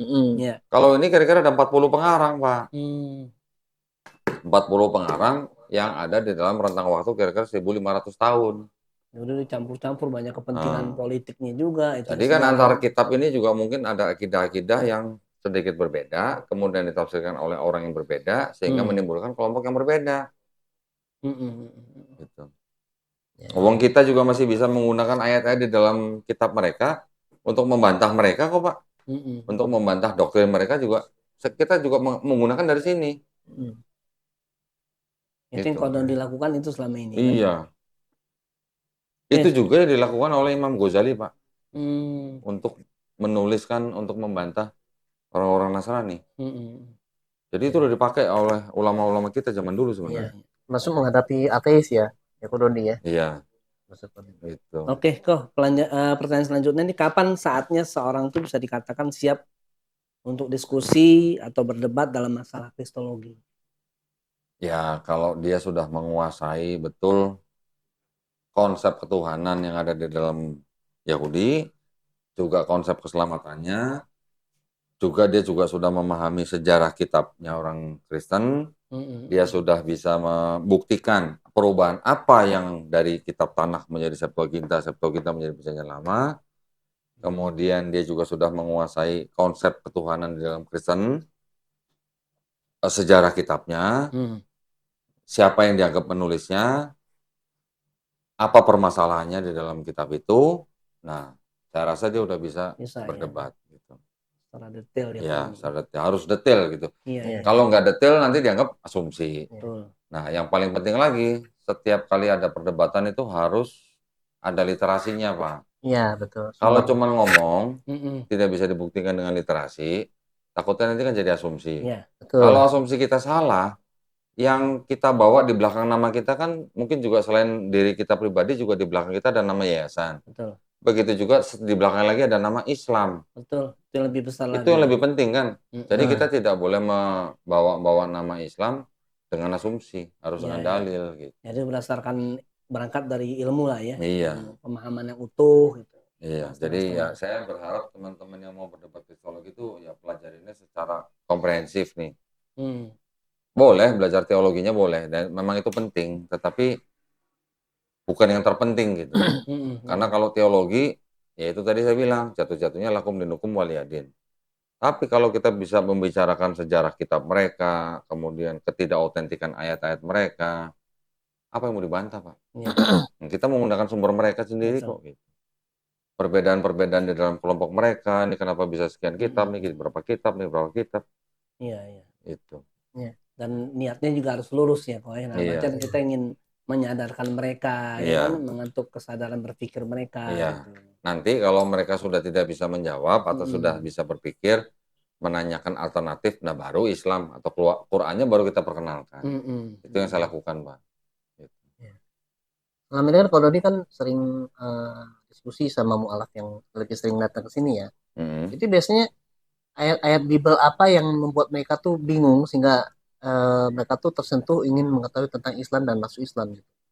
Contohnya tadi gitu, Pak. Yang tadi saya bilang ayat-ayat Bible ya. Yang tadi saya bilang Tuhan bukan manusia, Tuhan bukan anak manusia, Tuhan tidak berubah, bertobat. Ya. anak tidak bisa menanggung kesalahan ayahnya, ayah tidak menanggung kesalahan anaknya, yang berdosa itu yang mati. Misalnya contoh. Ayat-ayat seperti itu kan sebenarnya kan sudah simpel, jelas, tegas gitu kan. Sederhana juga ya. Kalau mereka menerima doktrin-doktrin gereja, apa namanya, Yesus itu Tuhan, Bapa itu Tuhan, Roh Kudus Tuhan, tapi bukan 3 Tuhan, tapi 1 Tuhan, yang membuat bingung. Akhirnya ya saya kasih lagi ayatnya. Nah, Yesus sendiri mengajarinya untuk berdoa kepada siapa? Bapa kami kan. Yesus ngajarinnya doa Bapa kami kan, bukan Bapakku gitu. Kalau Yesus bilang doa Bapa kami, berarti Bapa itu Bapanya Yesus dan murid-muridnya, atau cuman Bapanya Yesus saja? Berarti kan Bapanya Yesus dan saudara-saudaranya. Yesus juga mengajarkan di Bible-nya juga untuk menyembah Tuhan Allahmu. Ya, walaupun bahasanya terbalik nih, harusnya Allah Tuhanmu. Kepadanya sajalah kamu harus berbakti dan menyembah. Yesus sendiri juga berdoa kepada Tuhannya, teman Getsemani. Yesus sendiri juga mengatakan kepada Maria Magdalena, pergilah, katakan pada saudaramu, aku akan pergi kepada Bapakku dan Bapamu, Tuhanku dan Tuhanmu, atau Allahku dan Allahmu. Berarti kan Yesus punya Tuhan yang sama dengan Tuhannya murid-muridnya. Sekarang kalau mereka bilang Yesus Tuhan, apakah Tuhan punya Tuhan? Nanti giliran dibilang Tuhannya 3 nggak mau, tetap bilangnya 1. Tetapi giliran Yesus berdoa kepada Tuhannya, minta supaya tidak disalib, bagaimana? Nah, itu kan ajaran-ajaran yang membingungkan. Nah, saya pakai ajaran-ajaran ayat-ayat yang udah eksplisit aja gitu.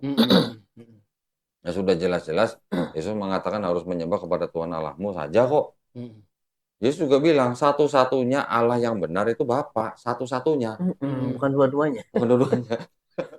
Satu-satunya loh. Terus dan mengenal Yesus yang kau utus. Yesus utus, berarti Yesus utusan, berarti Yesus nabi. Yesus juga bilang lagi nanti di Yohanes 13:16. Seorang hamba tidak lebih tinggi daripada tuannya. Seorang utusan tidak lebih tinggi daripada yang mengutus. Berarti kan Yesus tidak lebih tinggi dari Bapaknya. Nanti mereka jawab, ya kan Yesus jadi manusia, gitu katanya. Nah, begitu bilang Tuhan jadi manusia, itu kita sudah bisa. Nih, yang percaya Tuhan atau dewa jadi manusia itu penganut pagan. Ini buku-bukunya banyak nih. Bahkan orang-orang Kristen sendiri yang menulis bahwa di dalam Kristen memang ada unsur pagan gitu. Ya. Jadi kalau yang percaya Tuhan atau dewa bisa jadi manusia itu adalah penganut pagan, terus apa bedanya Kristen dengan pagan? Tapi bukan berarti kita terus harus memusuhi atau membenci orang-orang Kristen, bukan. Kita hanya berbicara ilmu, literasi. Gitu. Biasanya dari situlah mereka bisa menerima. Kalau Bible itu kenapa sih sering ada revisi gitu kok? Yang aneh dengan tuh yang direvisi terjemahannya, Pak. Terjemahannya. Kalau teks aslinya bukan direvisi, tapi juga banyak sekali teks aslinya. Mau contoh nggak, Pak? Contohnya betul. Contohnya gini.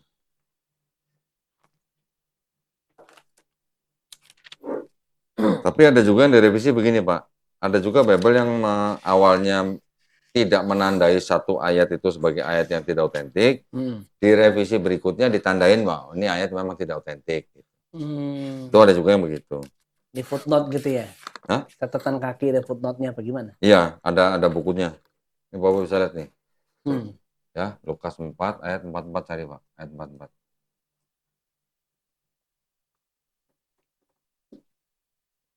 Ini baru sekali nih megang Injil nih. Jangan pakai bismillah, Pak. Iya. Ayat 44. Iya, coba cari.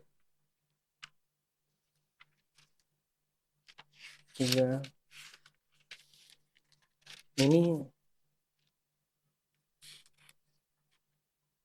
42. Saya bingung nih nyarinya gimana kok. Sebentar. Saya cari dulu. Soalnya ini banyak angka-angka nih ada. Ya. Bentar, saya mau kasih lihat dulu perbandingannya.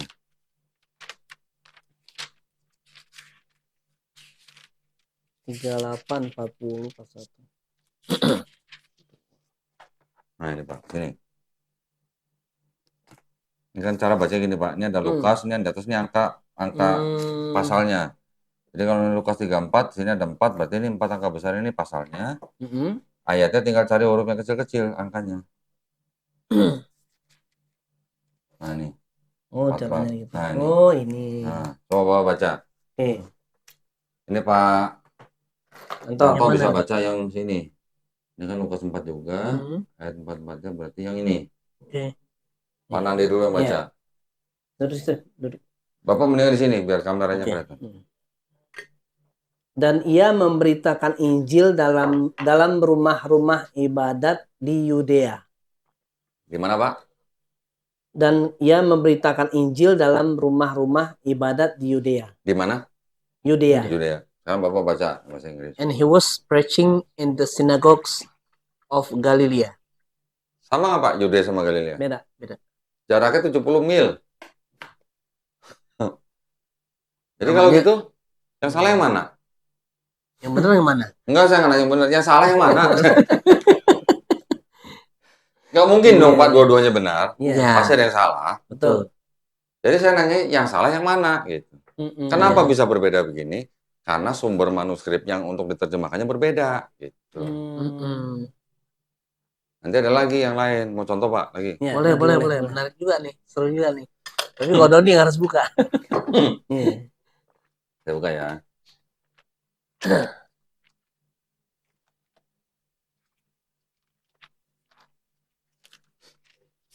Nah.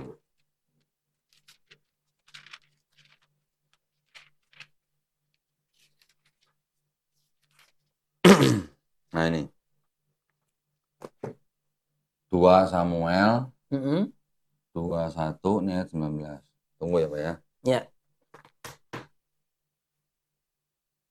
Oh ya, boleh pakai ini. Ko Doni cepat ya bukanya ya. Karena dari kecil Pak. Dari kecil saya. Mantan. Saya dulu pernah juara 2 lomba adu buka ayat Bible Pak. Gitu ya. Oke, cepat. Di gereja ya. Tahu dia ininya. Posisinya udah tahu nih. Mana? Ini yang kuningin. Oke. Bapak dulu situ aja. Oke. Bapak dulu yang baca. Ya. Dan terjadi lagi pertempuran melawan orang Filistin di Gob. Elhanan bin Yare Oregin, orang Bethlehem itu menewaskan Goliat, orang Gar itu yang gagang tombaknya seperti pesa tukang tenun. Elhanan menewaskan siapa Pak? Menewaskan Goliat. Coba Pak baca Pak. Okay. Again there was war at Gob with the Philistines, where Elhanan, the son of Jerry Oregim, the Bethlehemites, killed the brother of Goliath, the Gittite, the shaft of whose spear was like a weaver's beam. Jadi di situ Elhanan membunuh siapa Pak? Saudaranya Goliat ya. Brother of Goliath. Brother of Goliath. Ya, berarti Goliath. saudaranya Goliath. Yang di sini Elhanan menewaskan Goliat. Ada membunuh Goliat, di sini membunuh saudaranya Goliat. Yang salah yang mana? Gitu. Beda kan? Iya. Itu udah ratusan Pak yang begitu Pak. Oh gitu ya. Dijadikan buku nanti. Itu saya sudah ada buku yang tinggal dicetak, cuman tadi itu. Ini baru 2 lah contohnya lah. Oke. Pertanyaan yang menggelitik yang mungkin kitab ini jarang disebut dan paling sering ditolak, yaitu Injil Barnabas. Ditolak oleh siapa? Ya di kalangan beberapa oten lah ya. Injil Barnabas itu begini begitu. Pokoknya konotasinya jelek lah ya. Itu kenapa Injil Barnabas itu ditolak oleh kalangan Kristen ya sebagian ya. Dan apakah ada sekte Kristen yang menerima Injil Barnabas? Kalau saya nggak ada. Jadi mereka nolak semua. Alasannya? Islam menolak nggak? Nolak. Kenapa? Karena bukan itu, bukan dari Nabi Isa. Memang bukan dari Nabi Isa, tapi di dalam Injil Barnabas itu disebutkan bahwa Nabi yang akan datang itu nanti bernama Ahmad. Iya. Islam menolak nggak? Enggak menolak. Hah? Kalau konteks isi yang mimba di semua Ahmad itu nggak menolak. Yang baca di Tapi di dalam kitab yang sama yang dikatakan Al-Masih itu Muhammad bukan Isa. Jadi di Injil Barnabas. Di Injil Barnabas di kitab yang sama yang disebut Al-Masih itu Muhammad bukan Isa. Itu kan tidak sama dengan akidah kita. Berarti kita juga menolak. Gitu. Dan memang ditengarai yang menulis kitab Barnabas itu orang Islam. Gitu. Di abad 16. Iya. Aneh pernah dengar itu. Saya nggak pernah pakai Gospel Barnabas. Oh gitu. Jadi semua yang disebut kalau orang awam bilang Injil Barnabas itu sebenarnya ada 3, Pak. Yang pertama Epic of Barnabas. Kira-kira ini abad kedua. Nanti ada lagi Acts of Barnabas. Ini yang di abad kelima, Masih. Nanti baru ada Gospel of Barnabas. Ini yang di abad ke-16. Barnabas itu nama orang. Barnabas itu nama orang. Murid Yesus bukan? Setahu saya bukan. Ini yang Barnabas yang dimaksud ini adalah yang orang soleh yang bersama dengan Paulus di Antioquia itu. Oh. Tapi berseberangan dengan Paulus. Oh, enggak, orang bersama Paulus kok. Oh, bersama Paulus. Iya. Bersama Paulus di Antioquia selama setahun baru mereka disebut Kristen. Oh iya. Gitu. Oke, kok nih kan ada beberapa kasus ya yang mencuat ya, yang nggak tahu yang nggak yang terekspos itu kan mungkin jauh lebih banyak lagi ya. Ada orang-orang yang mengaku mu'alaf gitu kan, ternyata dia mu'alaf abal-abal alias bohong-bohongan. Nah, ini membedakan antara mu'alaf yang benar-benar mau masuk Islam atau yang abal-abal itu gimana sih kok? Apa kalau kita dulu harus kita ngetes dulu atau gimana? Bener nggak gini gitu? Iya, karena di masjid kita pernah kok kayak gitu. Jadi ngaku kasih kesaksian. Kita kan sama Islam itu kan gampang percaya sama orang ya. Terus ngumpulin duit juga gitu. Ngumpulin ini baju, begitu pas sholat Isya berjamaah dia kabur. Alamatnya kita cek ternyata nggak ada. Ya. Kalau dulu saya juga pernah kejadian yang sama begitu. Saya mensyahadatkan orang, ternyata orang ini setelah kita taruh di pondok pesantren kita, baru ketahuan ternyata dia pernah bersyahadat di tempat lain. 2 kali malah. Ya, memang agak sulit ya mendeteksi orang-orang yang seperti itu. Tapi pada akhirnya sekarang kita menjalankan programnya itu kalau untuk orang yang benar-benar mau bersyahadat itu istilahnya kita monitor. Kita monitor dan kita kirim orang ke tempat rumah dia. Iya. Ya, kita kirim. Dan kita juga istilahnya menjalankan program pembinaan. Ayo belajar Islam kalau memang beneran Islam. Bahkan tadi kan saya bilang kalau belum sunat kita kirim ustadz untuk sunat. Nggak usah bayar. Iya. Nah, jadi yang kita kirim guru kan nanti kan lama-lama juga ketahuan ini mualaf beneran apa enggak gitu. Iya. Gitu. Ya paling cara-caranya seperti itulah yang sekarang ini kita bisa lakukan gitu. Ya, pencegahannya preventifnya itu tadi ya. Pencegahannya saya berharap mualaf center ini atau masjid yang punya mualaf center segera kita punya asosiasi. Oke, tujuannya apa? Setiap mualaf center ini kan setelah mereka mensyahadatkan orang kan didata. Iya. Data ini disetorkan ke asosiasi, dibuatkan dalam satu website tertentu yang bisa diakses oleh para mualaf center ini. Iya, betul. Ada database-nya. Ada database, ada fotonya, ada orangnya, ada dokumennya. Jadi kalau misalnya salah satu mualaf center menerima orang yang mau masuk Islam katanya, kita bisa foto, kita bisa cek namanya dan segala macam dari KTP kan, kita cek ke asosiasi ini pernah syahadat di mana nih orang. Kalau nggak ada, nah kalau nggak ada datanya, baru nih orang bener, istilahnya belum pernah bersyahadat di mana-mana. Itu yang saya harapkan. Jadi saya memang sudah berkoordinasi dengan MUI Pusat supaya kita segera membentuk asosiasi mualaf center. Bahkan masjid-masjid kan juga ada mualaf centernya kan. Itu gabung aja gitu. Jadi siapapun orang yang bersyahadat di situ, datanya laporan di-upload ke website itu. Tujuannya lagi supaya apa? Kita tahu berapa orang sih yang masuk Islam di Indonesia selama setahun misalnya. Itu juga sampai sekarang datanya ada tapi terpencar-pencar gitu. Nggak terkoordinasi ya. Itu yang saya pengen dijadikan satu data sehingga kita masing-masing setiap mualaf center itu mengetahui gitu lah. Sama-sama tahu gitu lah. Mudah-mudahan kalau kita sudah punya asosiasi, hal-hal seperti itu tadi bisa dicegah gitu. Dicegah. Iya. Saya juga sering. Iya. Hati-hati orang ini pernah syahadat di sini gitu. Paling cuma begitu aja hubungan antar mualaf center aja. Tapi kalau datanya sudah tersentralisasi kan enak kita aksesnya. Tapi bisa nggak sih kalau misalnya kalau ada orang yang mau mualaf ya di masjid yang memang tidak punya mualaf center, Pak kalau mau syahadat nggak usah di sini deh Pak, Bapak silakan hubungin ke mualaf center. Itu bisa lebih gitu ya, lebih aman. Bisa. Ya? Karena kan mualaf center lebih bisa memahami. Bisa, gitu ya. karena bisa kayak gini gitu Pak, ya Pak. Kan tidak semua masjid berada atau punya yayasan. Ya. Yang diakui oleh Dukcapil untuk merubah keterangan agama di KTP mereka itu yang berasal surat pernyataan masuk Islam atau sertifikat mualaf yang dari yayasan Pak. Itu baru diproses. Baru diproses. Jadi kalau ada orang mau masuk Islam, dia datang ke masjid, tapi masjid ini tidak ada yayasannya, ya percuma aja nanti kalau pada waktu dia merubah keterangan agama di KTP-nya. Gitu.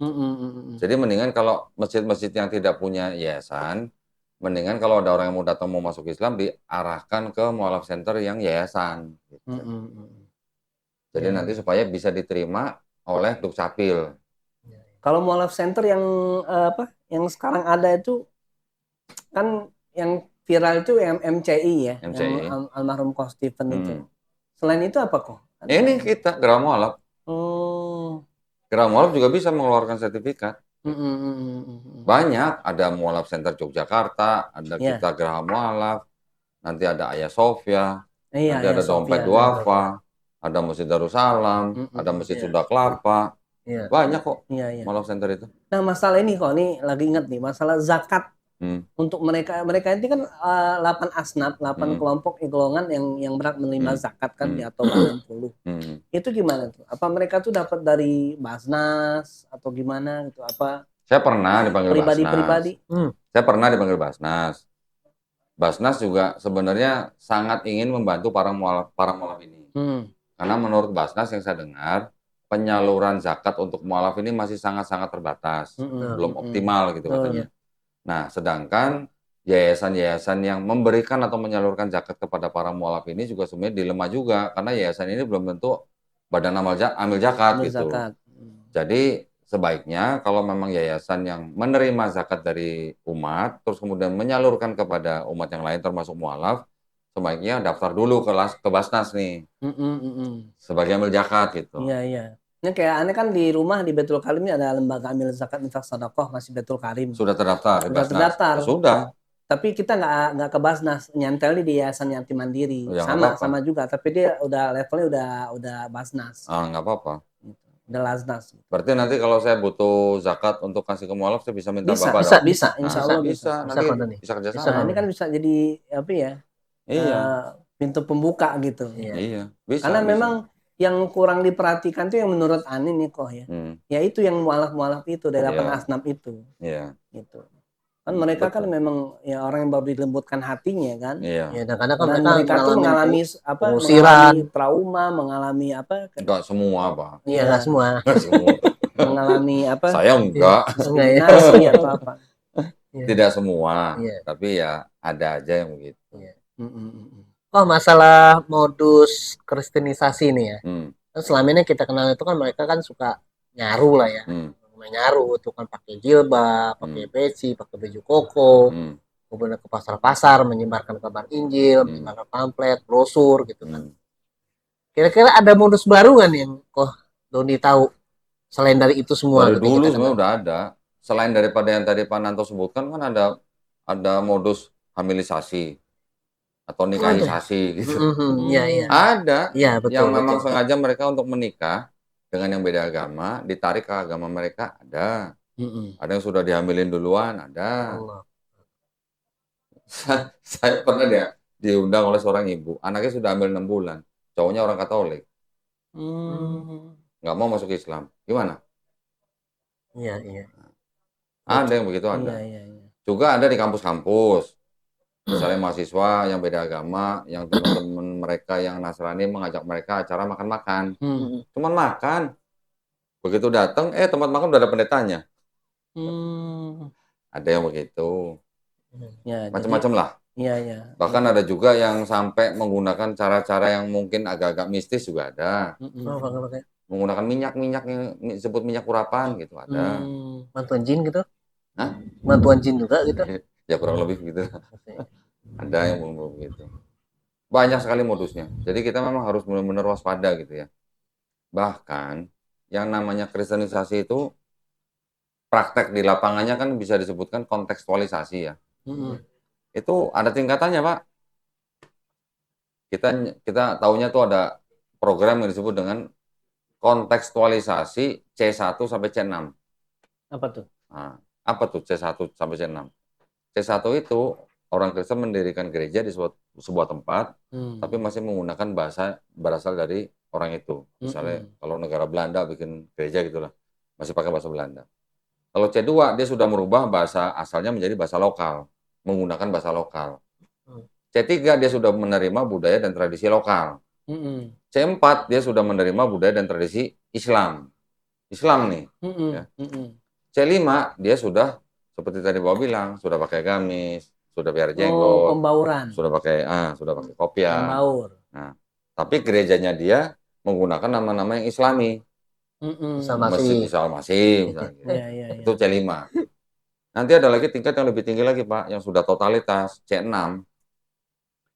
Dia sudah merubah KTP-nya menjadi Muslim. Ya. Segitu ya? Dia berperilaku seperti orang Muslim. Berarti waktu bikin KTP ngakunya Islam dong? Islam. Kakaknya Islam? Ngakunya Islam, iya. Kakaknya Islam. Bahkan anak istrinya juga ditulisnya Islam. Ada yang jadi dosen. Ada yang kerja mungkin di mana. Terus setelah itu? Setelah itu mereka akan mencari bibit-bibit orang Islam yang bisa dijadikan misionaris. Itu benar-benar terjadi. Belum lama saya wawancara seorang mantan misionaris yang tahu persis begitu. Iya. Saya nonton itu videonya. Nah, sekarang dia lagi ke Sumatera tuh, lagi mencoba ketemu keluarga-keluarga yang dulu sama dia pernah dimurtadin. Allah. Jadi tipsnya apa nih kok untuk membentengi akidah umat Islam? Ingat nggak? Dulu waktu zaman penjajahan Belanda, ada orang Belanda namanya Abdul Ghafur. Stohokranyi itu bukan? Nah itu C6. Itu C6. Itu udah C6. Karena dia udah totalitas kan? Sampai naik haji ya. Sampai ke Arab, naik haji, belajar bahasa Arab, datang ke Indonesia, merubah nama menjadi Abdul Ghafur, mengajar bahasa Arab di mana? Di Aceh. Kenapa di Aceh? Karena Aceh yang belum bisa ditaklukkan oleh tentara Belanda pada waktu itu. Setelah dia di situ berapa lama, dia mengirimkan informasi-informasi tentang Aceh ke Belanda, baru bisa kalah. Nah, itu berarti udah mission impossible kan berarti kalau gitu. Nah, gitu. Itu yang paling berat tuh ya, levelnya itu paling tinggi gitu. Jadi tipsnya apa tuh buat orang awam yang buat awam muslim dalam menghadapi serangan misionaris itu, nasihat Kodoni itu apa kira-kira yang harus? Ya, yang pertama kali adalah kita harus menguatkan tauhid kita. Tauhid itu harus benar-benar dipegang erat gitu lah. Jangan gampang terpedaya atau terpesona oleh bantuan-bantuan duniawi. Sembako, ya, pinjaman, pekerjaan. Itu pernah juga atau sering juga dipakai gitu, Pak. Jangan maksudnya gini, oke lah kalau ada fasilitas-fasilitas yang menguntungkan kita, ya kita oke menerima boleh, selama kita tahu itu halal gitu. Tapi pada waktu sudah berurusan dengan kita, diajak ke tempat ibadat mereka untuk mengikuti ibadat mereka, nah itu kita harus bisa dengan tegas menolak. Jadi pada waktu kita menerima bantuan juga akadnya harus jelas, ini bantuan atau pinjaman nih gitu misalnya. Kalau pinjaman harus dikembalikan. Jangan ada udang di balik Kalau bantuan, ya jangan nanti diminta lagi gitu. Karena belum lama terjadi juga. Ada orang masuk Kristen, masuk gereja, dikasih duit, giliran orang ini balik Islam, duitnya diminta lagi sama gereja gitu. Ada juga yang begitu. Nah, ya, buat umat Islam ya, yang paling penting adalah pertebal iman, perkuat akidah, ya, jangan sampai tauhid kita tergelincir gitu. Cara-caranya nanti kita bisa lihat tadi. Begitu mereka menawarkan kita untuk ke tempat selain masjid ya sudah, ini udah pasti program kristenisasi. Bahkan jangan salah, orang-orang misionaris juga datang ke rumah kita menggunakan pakaian seperti Bapak.